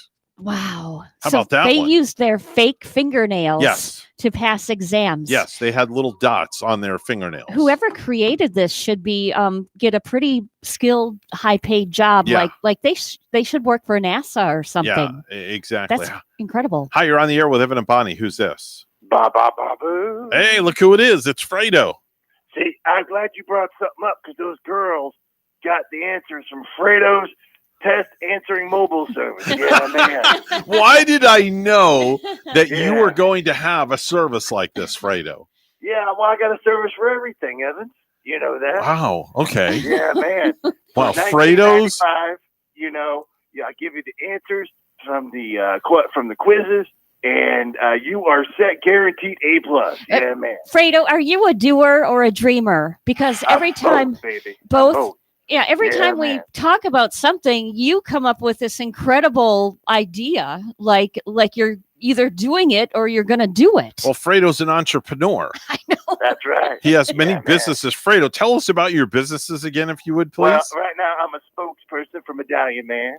Yeah, man. Okay. Medallions for all your manly needs. Okay. That's right. Okay. And I also got the mobile rub, which is the foot service where I take my trailer and I meet you out in the field or an easement or anything like that. And I massage your feet and the lady sits down in the chair that vibrates and I hum her favorite song. Oh, And by the way, the catchphrase for Fredo's foot mobile service is "I love feet, especially hers." Yeah, man. Okay. And then I have the suntan lotion applying thing over on Black Creek Beach. That's going pretty well. And then I have Big Kitty. She's been doing the comedy act. Yeah, man. So yeah. Wow. And do you make soap medallions too? You know, like soap on a rope? Well, I don't make the medallions. No, we can't talk about that, Bonnie. Soap on a Soap rope. on a rope? No, we can't talk about that. No. Yeah. That's not a good topic to talk about. Yeah, you wear That's a real pain. soap around your neck so nice and No, pretty. Bonnie, I'm going to have to talk to you off air about that. We Oh. can't talk about soap on a We rope. can't talk about soap on the rope. No, can't talk about man. soap on a No, rope. I remember it though. I haven't we seen can't it talk in a about while. soap on a rope. No, no. Next subject, please, Fredo. Yeah, ba ba boom. There we go. Ba ba boom. That's it. All man. right. Well, Yeah. Fredo, thank you for catching us up on different things. We really Oh, appreciate by it. the way, y'all were mistaken on Big Kitty. He's a she. You guys said she was a he earlier. Oh, we thought Big Kitty was male. Now you're No. telling us a Big I Kitty. turned her over. She was missing things. So and then she had a diamond necklace on her. Okay. Yeah, man. All right. Well, I won't ask what she was missing. We don't want to go there. That goes along with the soap on the rope. Okay. Yeah. All right. Well, All Fredo, I thank you for calling in. And what service do you have running today? Well, I told you I'm going to be giving out answers. There's going to be tests for schools right now, so you can meet me in the parking lot across your kid's school, and I'll give them the answers for all the tests. Yeah, man. And how much is your fee for the answers again? Well, it depends on the test. If Okay. it's algebra, obviously the price is more because algebra's harder. If it's just like a first grade little math test, oh, please, $5. Yeah, man. Somehow I wouldn't be trusting your answers, Fredo. I don't Well, think those girls made it in the news. They got A+. Okay. Well, yeah, that's and, true. And it had everything to do with you, right? Absolutely. Now, how do you give the answers? You can't paint them on people's Well, fingernails. I can't do you? divulge the sources how I get the answer. No, not how you get. How do you give them the answers? Oh, they just come. They tell me what test it is. I give them the answer. What do you put it on a thumb drive for them or something? I do a thumb drive. I do it. Give them on paper. I put it on. I'll even carve it in stone. I don't care. Give me the money. I'll give you the answer. Yeah, man. I'm sure. Boy, you know, from a guy that just was a band leader, Yeah. he's really blossomed into all these other entrepreneurial skills. And he can give us the man. answer, but we're not sure it's going to be the right answer. Yeah, that's No, true. well, it's proven right there in that news story was the right answer. Well, I hope you have a license for all these businesses. What's a license? What is Oh, that? boy, jeez. Yeah. All right, well, have a great day, Fredo. All right. Bye, guys. Bye. Bye. Oh, my gosh. What next? He seems to have an answer for everything. 7:46. Let's go to the news desk. Here's Bonnie. Thanks, Evan. Florida is reporting its lowest single-day total of new COVID-19 cases in 12 weeks. The state added 1,838 new infections, which is the fewest in a 24-hour period since June 15th. Health officials also announcing 22 new deaths, bringing the state's virus-related death toll to more than 12,000 residents and non-residents. Florida's positivity rate for new cases has remained below 10% for nearly a month. I'm Rick Hoschel. A possible positive sign for Florida tourism, Orlando's major attractions, Universal and Disney, reported capacity crowds over Labor Day weekend. Zoo Miami has been closed for months due to the COVID-19 pandemic, but it made a very special exception for a Loxahatchee girl battling brain cancer. Zoo Miami has been closed for months due to COVID-19 pandemic, but today they made an exception for a very special 8-year-old girl. It was Jaden Blanco's wish, who was battling brain tumor, to visit the zoo. They haven't seen people in months. So it's going to be like, Jaden, the princess has arrived. This is fantastic. Zoo Miami opening exclusively for 8-year-old Jaden Blanco of Loxahatchee to grant her a very special wish. Been a dream come true. She never, expected the whole zoo to be open just for her. Her aunt Jenny Blanco says Jaden has loved animals since she was a little girl. Speak. She watched the Zoocademy series by Miami Zoo's wildlife expert, Ron McGill, while undergoing 6 weeks of radiation treatment for a mass doctors detected on her brainstem. Jaden wanted a chance to meet her wildlife hero. I was kind of nervous. To have a young lady like this want to meet me is one of the greatest compliments you can get. McGill says this is the first time in the zoo's history it's opened its doors just for one person, and it was worth every minute of it. Every day she would show up to treatment and with a positive attitude, and even when she was scared, she still was brave enough to go through and still have a smile on her face. It takes a complete community to make one wish happen. It's worth it because forever we change the life of a sick child. And today was one of those days. To see her get all excited about something, knowing what she's been through, for me, you can't put a value on that. From feeding giraffes to elephants and chimps, and even getting up close and personal to a 12-foot python, it was a dream come true. Have you ever wanted to own a Jelly Belly factory? Well, the creator of the sugary goodness, David Klein, is offering people the chance to do just that. According to a press release, Klein is getting ready to retire and wants to allow someone to win thousands of dollars plus their very own candy factory. Klein and his partner have hidden gold-style tickets in the form of necklaces across the nation to host treasure hunts in each state. To join the search or to receive valuable clues, you must purchase a $49.99 ticket for each state. The biggest and best part of these treasure hunts is that anyone who joins at least one treasure hunt will be eligible to search for the ultimate treasure, which will be the key to one of his candy factories and an all-expenses paid trip and education to a candy-making university, according to Klein.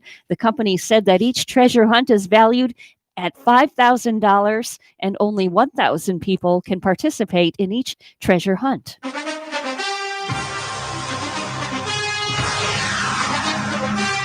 The NBA has fined LA Clippers guard Patrick Beverley $25,000 for verbal abuse of an official during the team's Game 2 loss to the Denver Nuggets on Saturday. The incident occurred when Beverley was ejected after picking up a pair of technical fouls late in the fourth quarter. Beverley was agitated after getting called for the first technical and motioned Clippers coach Doc Rivers to challenge. Beverley continued to complain and was called for a second technical.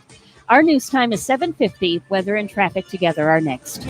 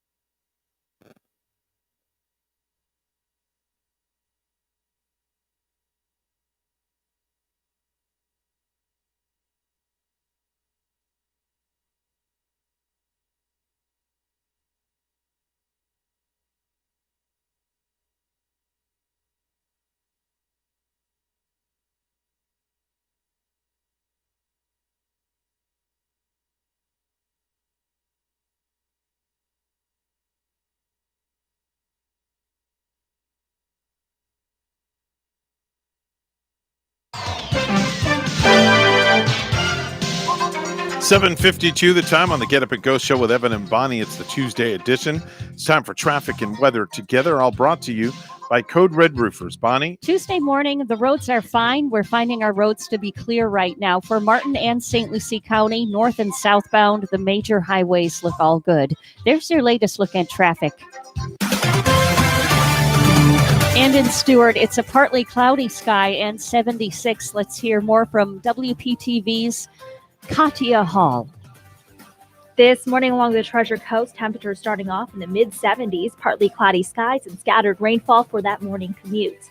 This afternoon, highs in the upper 80s to low 90s, a mix of sun and clouds, and numerous showers and storms on and off throughout your Tuesday. Tonight, lows in the mid-70s with isolated showers. Tomorrow, highs in the low 90s with a 70% chance for showers and storms. We'll stay unsettled through most of the work week. Then as we head into the weekend, slightly drier air moves on in. Morning coastal showers followed by afternoon inland showers and storms. Highs for the weekend in the upper 80s to low 90s. I'm WPTV First Alert Meteorologist Katya Hall on WSTU AM 1450, Martin County's Heritage Station.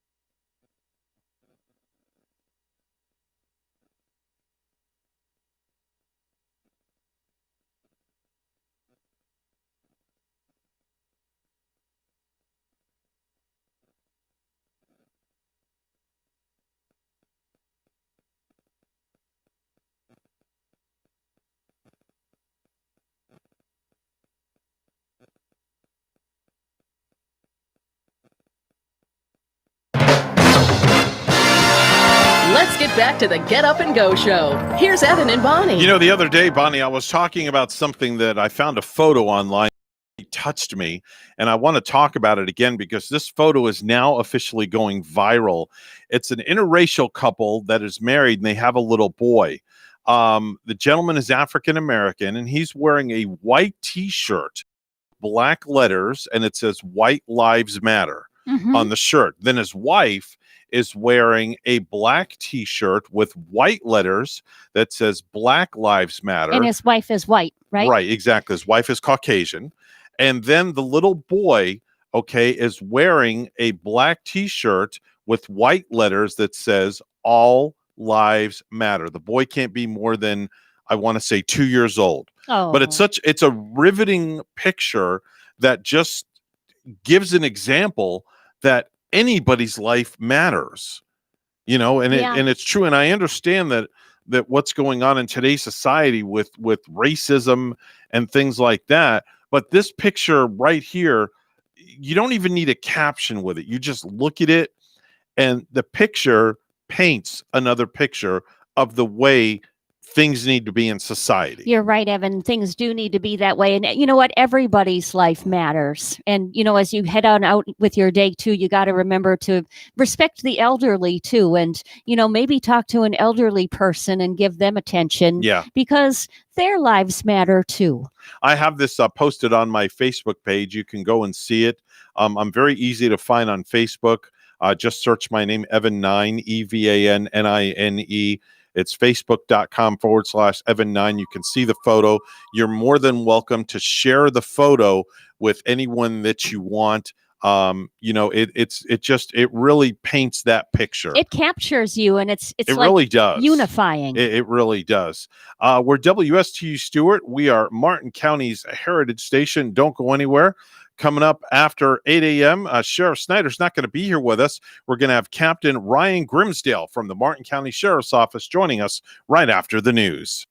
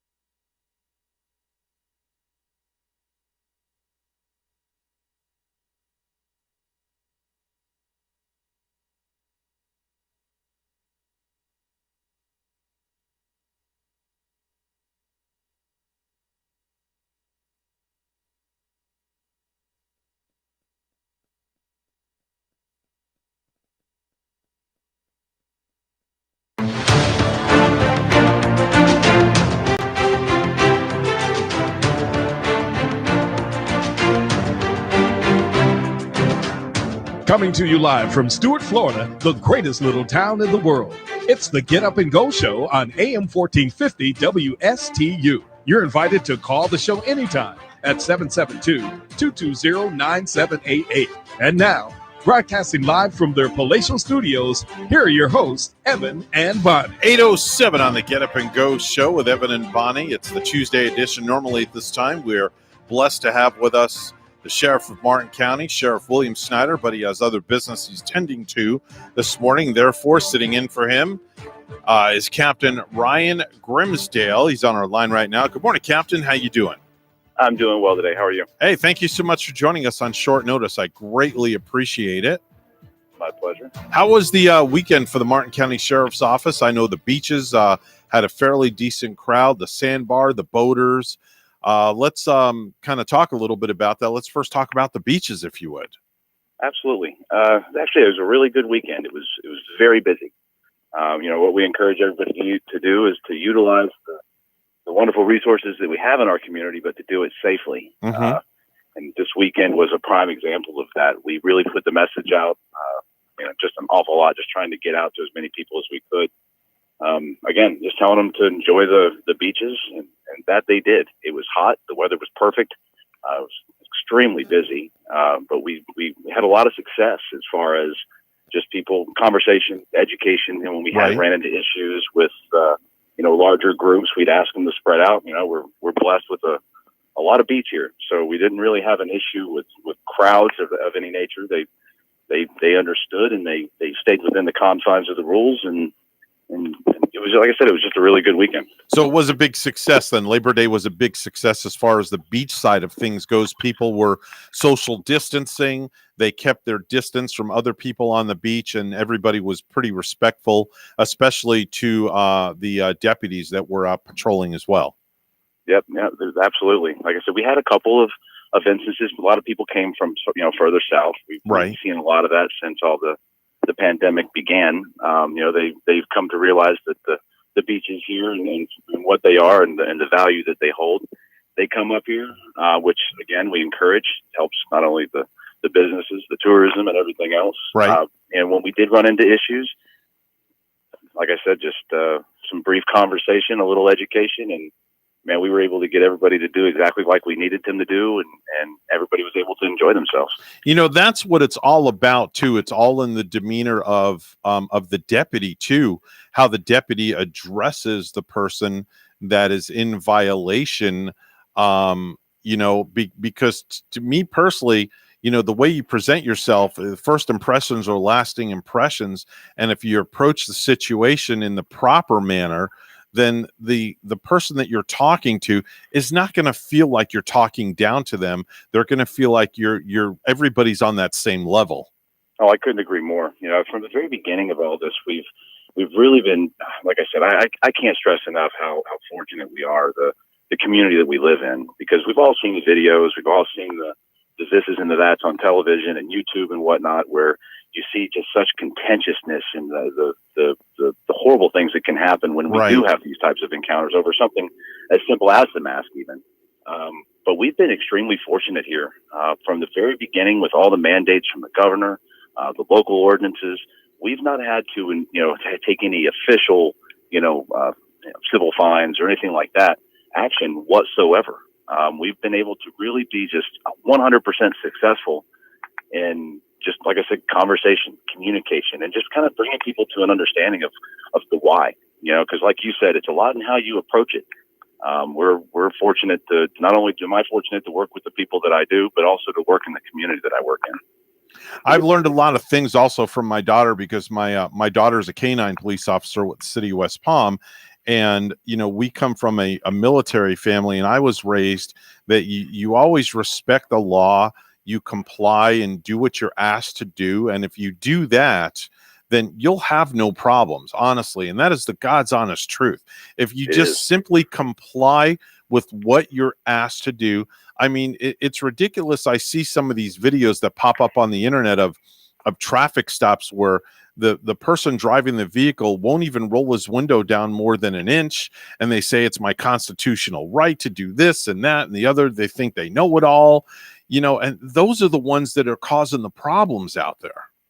Well, you said it a moment ago. It's a lot of the first impression, the how you carry yourself from the very beginning to the very end of any conversation, really. Right. And if you start it off in a contentious manner, it is what it is, and it starts off and it stays that way. We live in a very asking the why society. Right. We're very happy to explain that, and sometimes honestly, they don't like the why, and that's okay. But there's a process, and if people would just follow that process, and if we're wrong, then that'll met itself out eventually in the court system.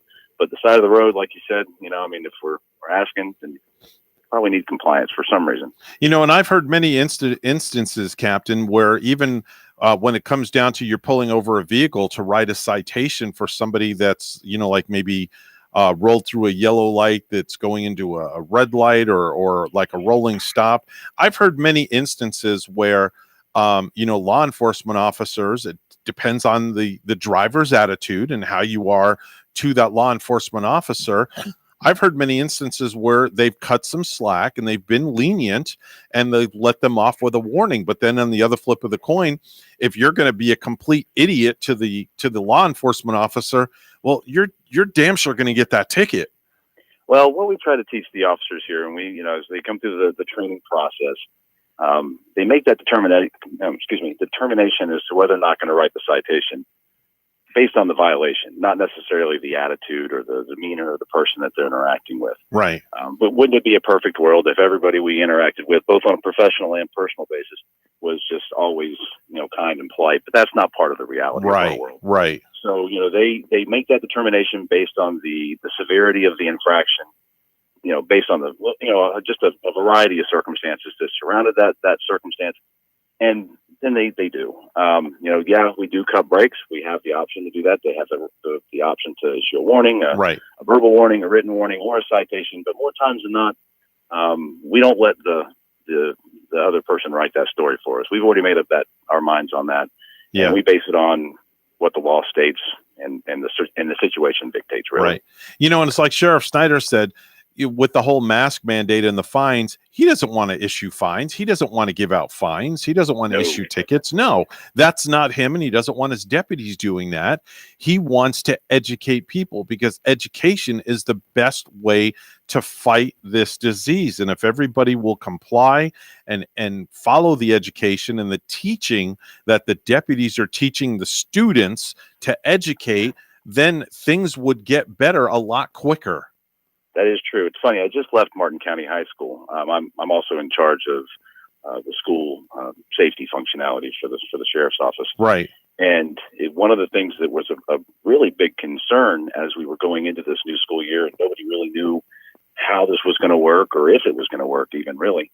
One of the issues was, how do you get a kid to wear a mask? Mm-hmm. And so I know the school district has been really diligent about that, but it's funny in that you go to pretty much any of the schools, it's just commonplace. They don't even question it. No, they're rocking these masks. I mean, they there's so many masks out there that are color coordinated, design coordinated. I mean, my kid's a senior in high school in Port St. Lucie, and we just picked up some more masks for him that color coordinate with the different outfits of clothes. So I was going to say they use them as an accessory. At this point, it's I was really real impressed. It's turned into a fashion statement now, hasn't it? Yes, it has. But I was impressed with the students because that's not one of the problems that they're having. I mean, it's just commonplace, and we're starting to see that in just the public perspective. Even people that I know personally that are completely adverse to the masks, again, I'll harp on it day in and day out because I do mean it. But the community that we have the fortunate that we're lucky to live in, even those that disagree and that are just absolutely vehemently against it, even those guys are staying within the confines. They wear it when they're supposed to. They they take it off as soon as they can, but that's all right. So, the way that the ordinance works, if you're able to social distance, if you're able to keep that 6 foot minimum, distance between other people, you're perfectly good to take it off and to walk all about, everywhere. When you go into a restaurant, wear it when you go in, take it off when it's appropriate, when you got to eat and so forth. And again, we're within the confines of the ordinance. and we're keeping everybody safe at the same time. So we've been pretty fortunate here. You know, this past Sunday, I went out to dinner with my kids and my wife. It was a belated birthday dinner from March of this year. The restaurants had just closed, and we went into a establishment down in Gardens called Texas de Brazil. Now, we wore our masks into the restaurant as we entered the building, and then when we sat down, we removed our masks, and we enjoyed our dinner. And I was very impressed by the way everything went and the social distancing. People would, the employees wearing masks and gloves and this and that and the other, and then the cleaning, the severity of everything. And it's just, and I preach this all the time, and even my co-host Bonnie will attest to this. It's so simple. Just put the stupid thing on your face and wear the stupid mask and be done with it. And if we could just get everybody to comply, you know what? We'd get rid of this crap that's going on, and it'd be a better place to live in. Have a few of them in your vehicle so you don't forget. I have to keep a couple in my car because I just consistently forget. But you're absolutely right. It is inconvenience. Like, nobody likes it. I don't like it. But it's like you said, right now, it's just part of the reality. It's part of what we're dealing with. Yeah. And the sooner we get through it, the better off we're all going to be. Yeah, definitely. Definitely so, without a doubt. How was the sandbar over the weekend? Tell me about that. Sandbar was busy. Yeah. It was, like I said, it was a beautiful weekend. It was hot, but it was a beautiful weekend, and people were enjoying the boats. Okay. Social distancing on a boat is a little more problematic. Just by virtue of the nature of the functionality of it. Right.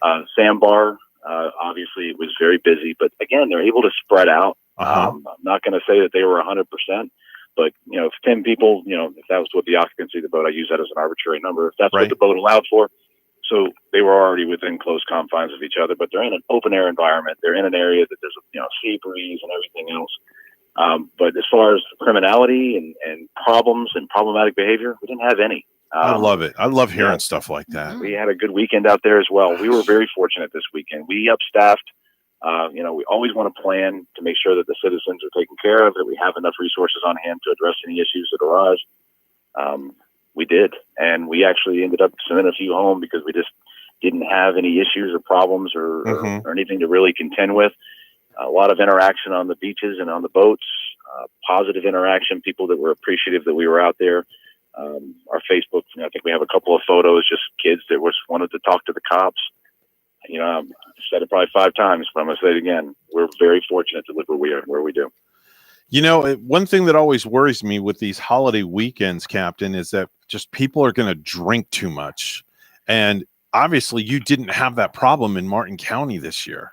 No, that's always a concern when you get a long weekend and you mix alcohol into that. That's a recipe for some type of problematic behavior. But we didn't have any calls for service that necessitated any type of emergency response to the beaches or the sandbar. There were certainly people that were out there that were enjoying adult beverages. Right. But you know what? They enjoyed them in the appropriate manner. So it worked out well. That's the best way to do it. That's great. Just kind of your limit. Stay within your limit. Don't overdo. And right here is true testimonial from the captain himself from the Martin County Sheriff's Office that obviously people stayed within the proper confines and they obeyed the law and nobody got stupid and nobody got arrested, which was a good thing. And the sheriff was happy about that, which means we didn't have to increase population of the jail at all or anything like that. So we're doing good. How is things going around the offices and things like that? Still the same rules and regs as far as if people need to come down for business?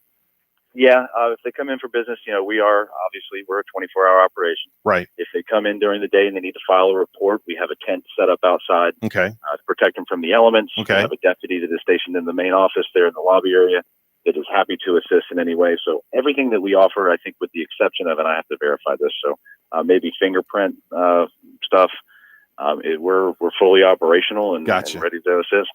Gotcha. My very special guest, Captain Ryan Grimsdale from the Martin County Sheriff's Office. Captain, I appreciate you being on with me and look forward to having you on again in the near future. Absolutely. Thank you so much for joining me. It's my pleasure. You have a good day. I appreciate it. You have a great day. God bless. That was a great interview. I enjoyed that. Nice interview, and we're just so glad to hear that it was a quiet Labor Day weekend, and Great people were stuff. being friendly and having a good time, but remaining safe. It's real and simple. Keeping our county safe. Just respect the badge. That's all you have to do. Respect the badge. When you respect the badge, you'll get it twice as much right back at you. 8:22 news time. Let's go to the news desk. Here's Bonnie. Thank you, Evan. Will industries hard hit by the pandemic get economic relief from Uncle Sam? That's among the questions as the U.S. Senate gets back to work today. University of Central Florida economist Sean Snaith says it would be money well spent. A lot of talks about pretty large scale layoffs at some of these major airlines coming in the fall. So some additional assistance as we continue this recovery, I think, is warranted, but I'm not so sure it's going to come. Democrats want to spend $2 to $3 trillion on relief. Republicans, $500 million. President Trump is scheduled to be in Palm Beach County today. Representative Brian Mast tweeted Saturday that the president will be in town to discuss the Great American Outdoors Act, which will provide funding to national parks and forests, wildlife refuges, recreation areas, and American Indian schools. The president has not visited Palm Beach County since the coronavirus pandemic began in March, and supporters of the president held a boat parade from Jupiter to Mar-a-Lago yesterday. A student at Vero Beach High School has tested positive for coronavirus. According to the Indian River County School District, the Department of Health completed a case investigation and contact tracing and determined that 14 students had come in close contact with the student who tested positive. Those 14 students will be required to quarantine and were notified by telephone by district officials. In Miami-Dade County, teachers and students are hoping they can easily log into their online classes today after cyber attacks apparently disrupted distance learning last week. The goal this week is to try and determine if the cyber attacks are related to the K-12 online malfunction. Superintendent Alberto Carvalho says that's why elementary students will continue logging on to the platform this week, while middle and high schoolers will use Zoom or Microsoft Teams. He says a decision will be made after Friday as to whether or not the district will continue using K-12. Whether we have confidence that that platform can be reinitiated without the systemic problems that we identified, or if we abandon it altogether. A 16-year-old is nabbed for hacking the system, but the search is on for others. Wendy Grossman, Miami. And lastly, airports were busy this holiday weekend, according to Transportation Security Administration. TSA says it screened almost 1 million people on Friday, a record high since the pandemic began. In comparison, they saw double that number the year before. The TSA says they saw fewer people on Saturday. Only about 500,000 people traveled that day. In the National Hockey League from yesterday, Tampa Bay Lightning beat the New York Islanders 8-2.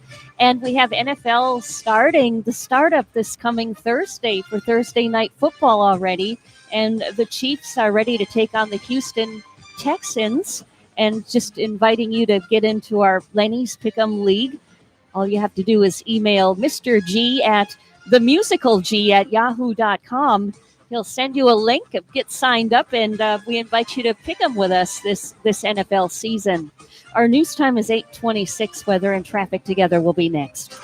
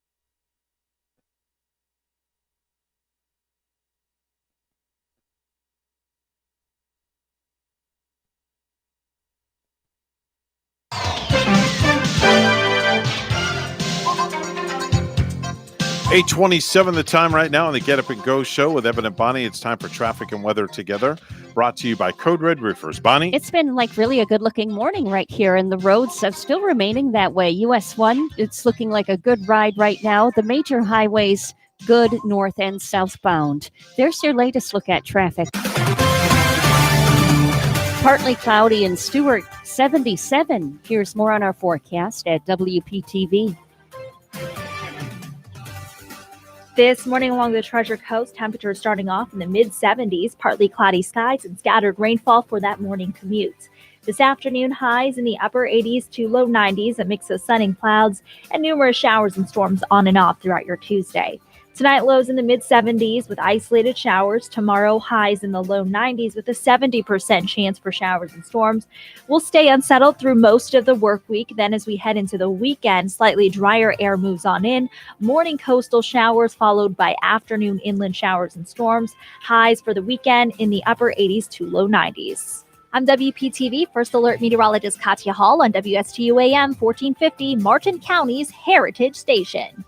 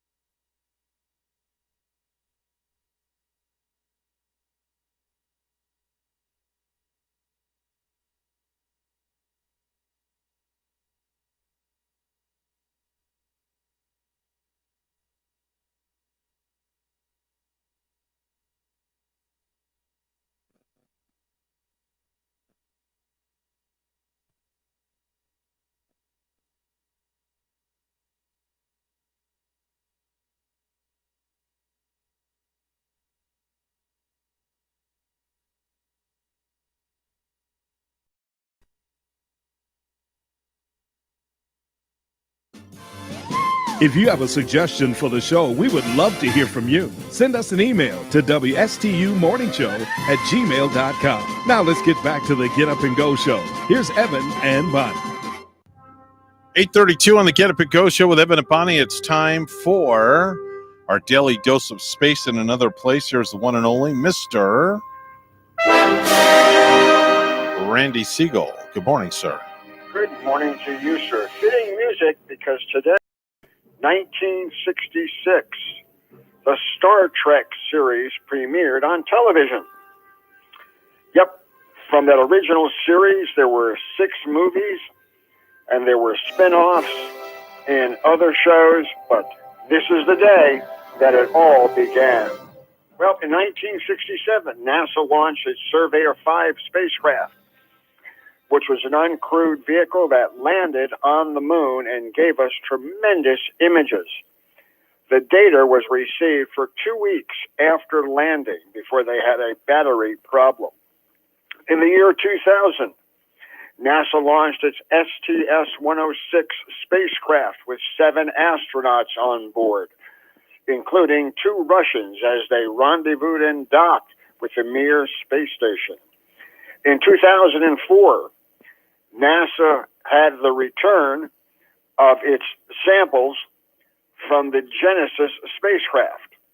The Genesis spacecraft took particles from an asteroid and then returned them to Earth.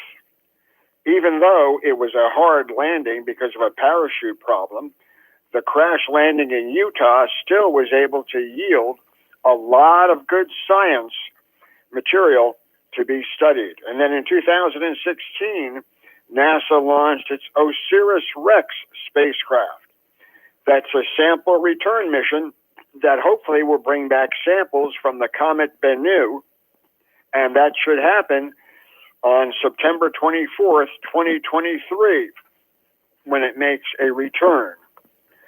Well, the coronavirus has had impact on space programs. The United States and the U.S. Geological Survey said that they had to delay until September of 2021 the launching of their next Landsat satellite. That launching is about a 9-month delay, and it's directly related to the coronavirus. So a big problem, to say the least.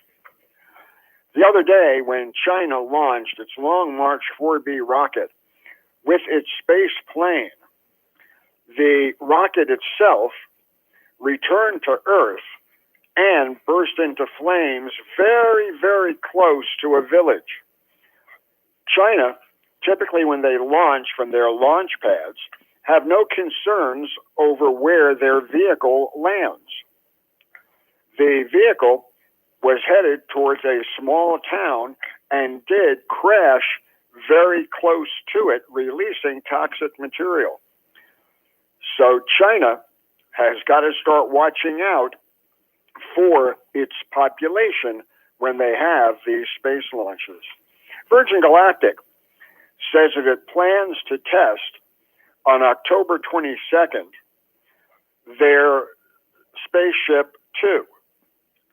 Spaceship Two will have 2 pilots on board and will be carried aloft by the White Knight. They will launch from their new Spaceport America in New Mexico.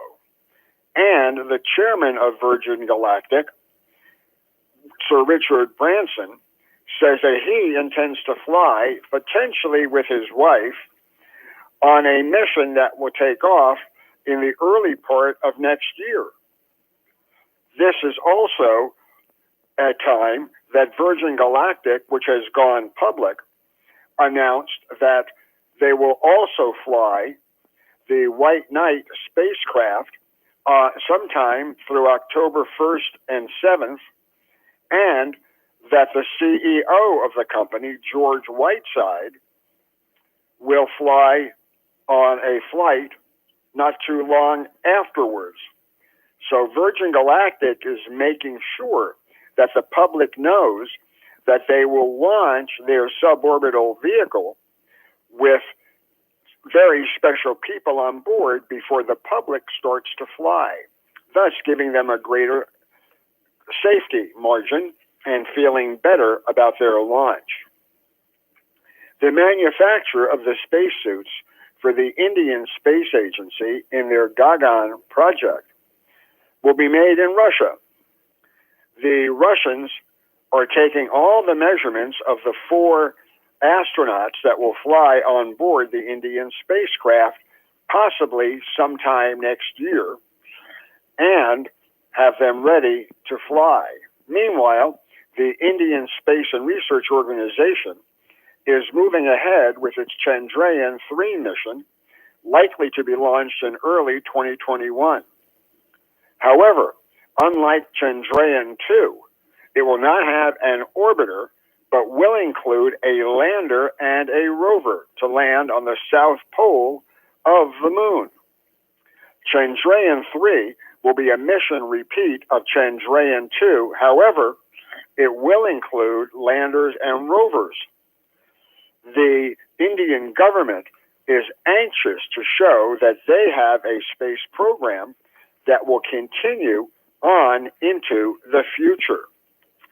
China, meanwhile, has let it be known that when they launched their Long March 2F rocket containing their reusable experimental space plane, that they also put a new spy or secret satellite into orbit.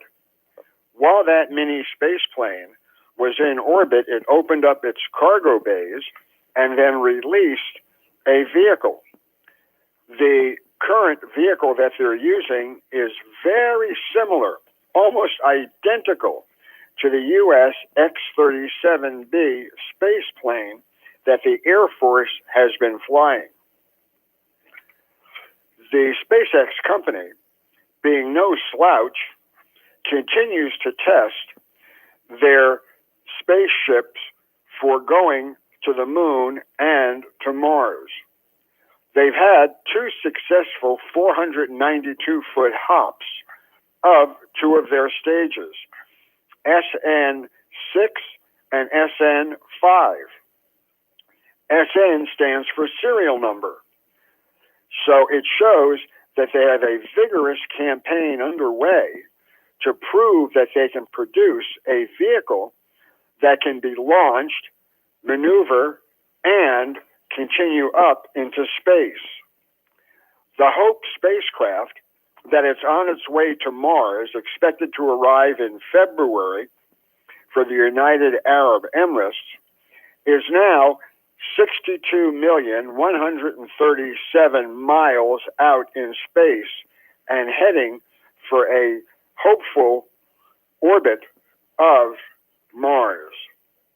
Lisa Campbell has been selected as the first woman to head the Canadian Space Agency.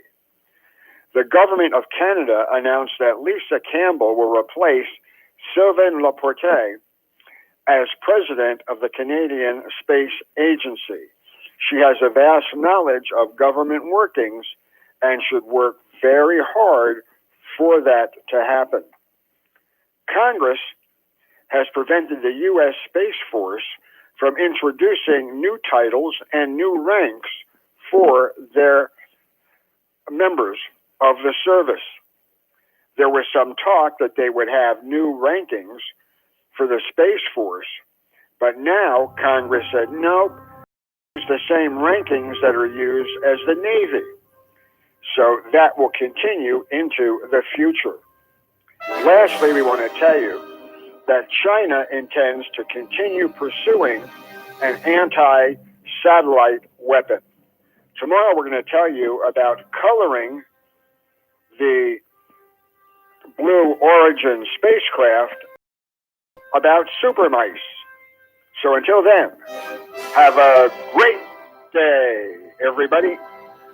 That's Randy Siegel with the Space Report. He's on the program each and every weekday at 8:30 with us.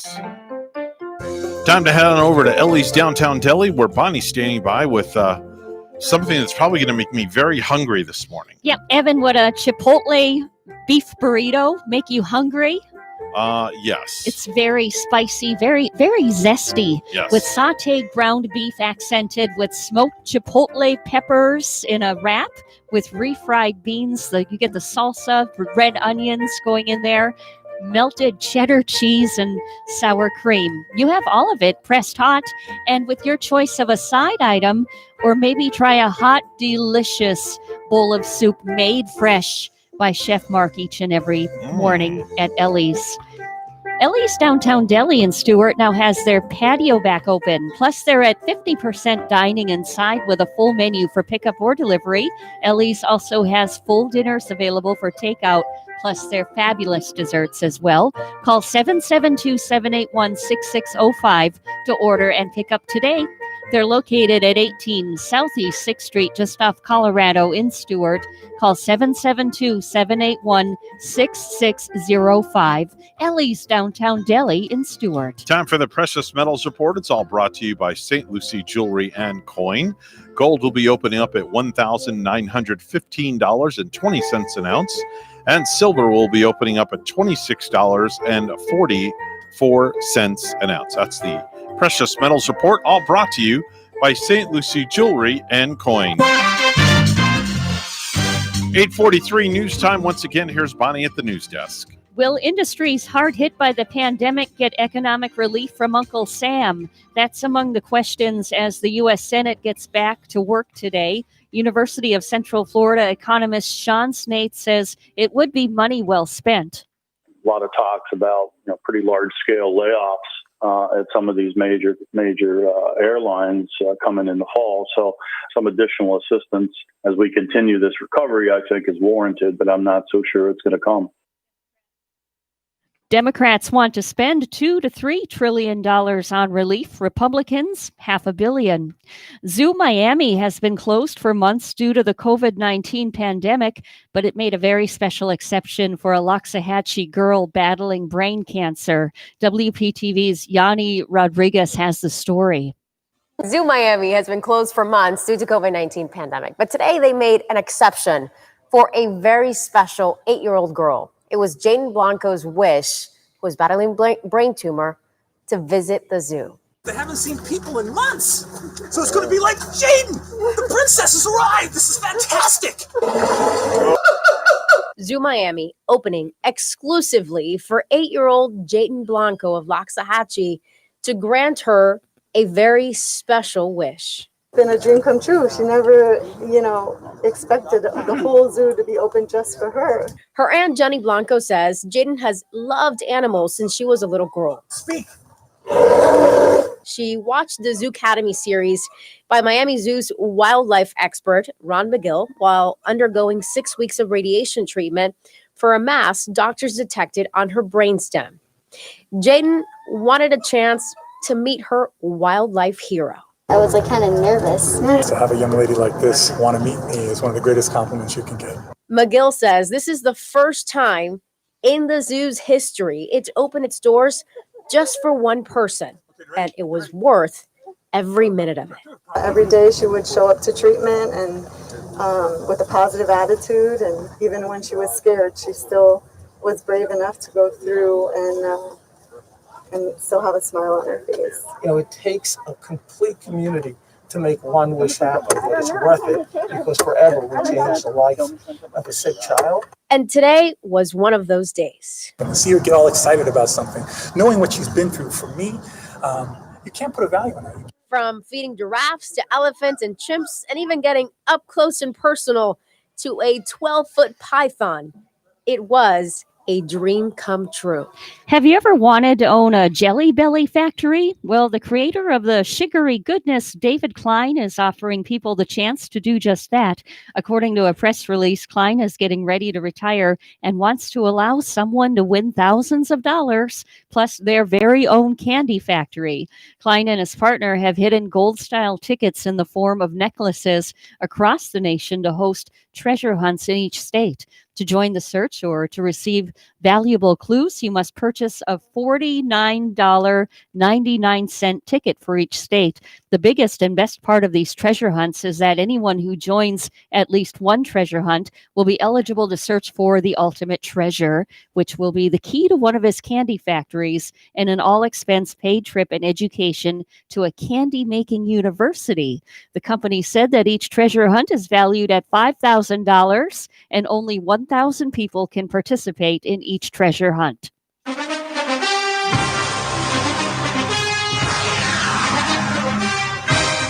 Ryan Fitzpatrick will be the starting quarterback to begin the season for the Miami Dolphins Head coach Brian Flores announced on Monday that Fitzpatrick would be the starter for the season opener at the New England Patriots.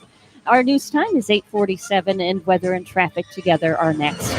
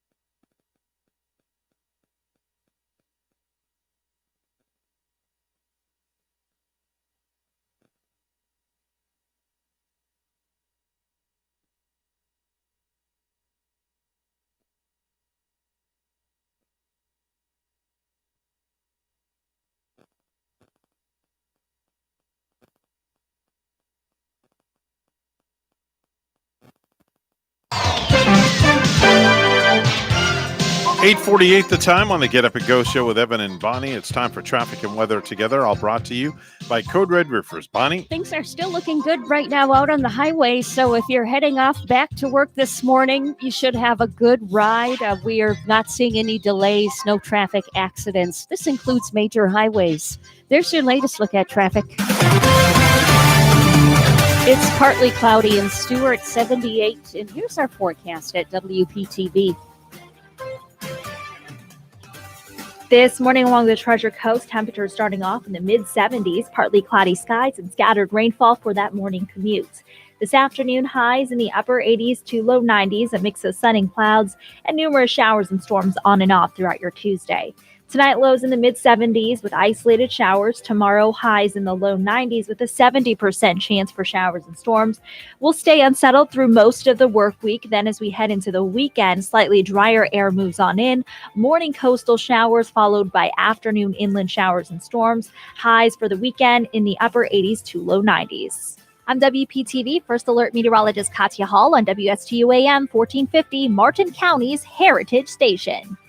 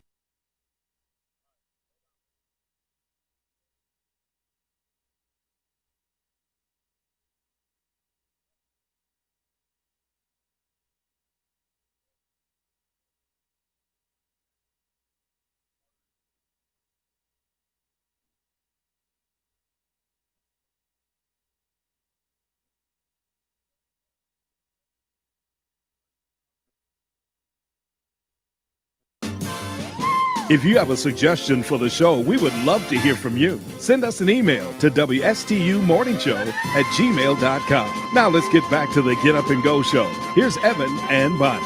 8:52 on the Get Up and Go show, and joining us on the line right now is it's kind of like a 2 for Tuesday, because it just so happens that the old man down the road called in, and Bentley, our butler in charge of concierge. So first off, good morning, old man. How are you?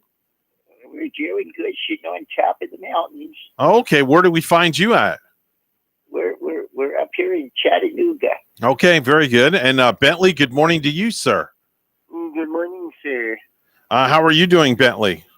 Doing well. I'm over to meet Fredo with his test mobile service here in a few minutes. Oh, okay. All right, very Yeah. good. Well, I figure since I have both of you on the line, I thought we could do this.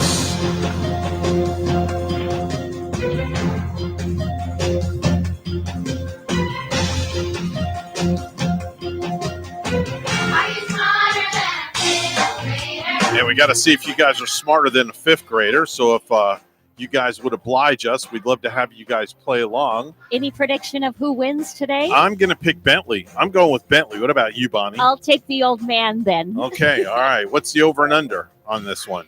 What are the odds? The odds are 3-0. 3-0. Yeah. I'm going 4-7 with Bentley the butler. I graduated from the 8th grade, so I may be all right. Okay, all right. So the way the game works. I graduated from Harvard, sir. Okay, very good, Bentley. Thank you. All right, so the way the game works, I'll ask you a question, and these are fifth grade questions, and you'll have a few seconds to get the answer correct. All right, let's spin the wheel and see who goes first. Oh, Bonnie, that was a good spin. I know. You got some muscles there. It'll stop by 4:00 this afternoon. Yeah, it's my brain as well. All right, looks like Bentley, you're going to go first, okay? Okay. Okay, here we go, Bentley. What part of the computer represents information going into the computer? Is it A, the modem, B, the input, or C, the ROM? Not RAM, ROM. That would be A, sir, the modem. A, the modem? Incorrect, Bentley. Old man, which one do you think it is? It's the ROM. The ROM?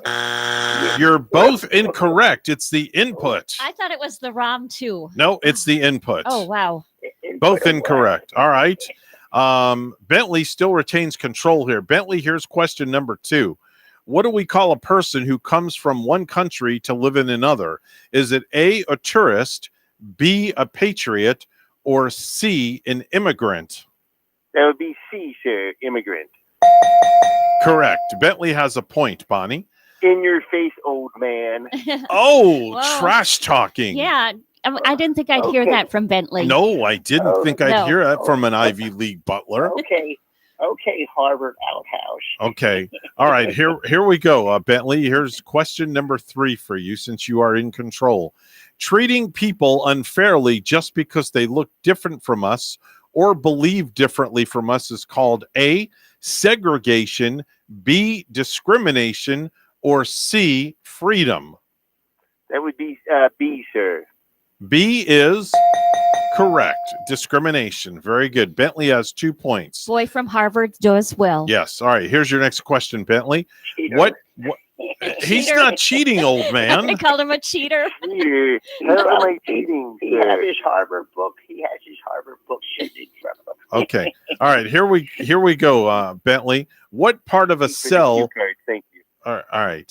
Thank you. What part of a cell acts kind of like the brain? Is it A, nucleus, B, chloroplast, or C, mitochondria? That would be A, sir. Correct. The nucleus. Very good. That last one is mitochondria, Mitochondria. I believe. Oh, it says chondria. Correct, sir. We learned that in Oh, anatomy. I'm sorry, mitochondria. I've been corrected. You're a hypochondriac, all right? Now go stifle yourself. All right, here we go, Bentley. Who is the only U.S. president to ever resign from office? Is it A, Rutherford B. Hayes, B, Richard M. Nixon, or C, Grover Cleveland? It would be B, sir. Richard Nixon. Correct. Boy, he's getting all these easy questions. All right. Well, hold on. We're going. He still has control. All right. Wasn't so easy. Here's the next question, Bentley. How many food groups are there? 3. Is it A3, B4, or C5? I would say B. B? Incorrect. Old man, what do you think it is? There's 5. There's 5, and that is correct. The old man now has control. Which of the following? Okay. What was that? I don't know. I think there was flatulence there. Oh. Which of the following sporting events has been around the longest? Is it A, Soccer World Club, B, the Olympics, or C, the Iditarod dog sled race? I would say B, the Olympics. Wait. Hold on a minute. The old man has control here. No, I am so sorry. I told you he'd be cheating. All right, go ahead, old man. That would be the Olympics. The Olympics is correct. All right, old man still has control. Yeah, you got the answer from me, old man. Okay. I already know. Okay. Boy, I'm telling you. In 1936, how many televisions were there in the world? A, 200, B, 2,000, or C, 20,000, old man? Well, let's see. In the world? Yes. Let's go with 20,000. 20,000? Incorrect. Wow. Oh. Bentley? Oh, wow. I would say B, sir. Incorrect. It's 200. All right. I'm surprised he remembers back that time, sir. Well, that's besides the point. All right, you two, listen. There's I really want no that. winner here because they both have issues. So there we go. And I thought they both did pretty well. All right, Bentley, thank you for playing along. I appreciate it. It was my pleasure, sir. Thank you. And old man, say goodnight, old man. Good night, old man. All right, and they're gone that quick. Well, that's how you do a Tuesday show. Yeah, I didn't even keep score. I think it was 3-2 or something, I though, have with no idea. Bentley. It's too much to too little. Anywhere, we're WSTU Stewart. We're Martin County's Heritage Station. We're out of here for a Tuesday. Wicked Wednesday is next. Is tomorrow? Almost said next week. Jeez. And don't forget Friday. It's our special 9/11 show. On the program is former Chief of Staff from President George W. Bush's regime. Andrew Card is going to be here along with Air Force One pilot Colonel Mark Tillman as well. So make sure and listen in. 2 very important interviews. We say chow mein Honduras. and arriva dirty. Be kind to one another. And keep smiling. Even though you're wearing a mask, they can still see you All smile. right. We'll see you tomorrow. Bye-bye now.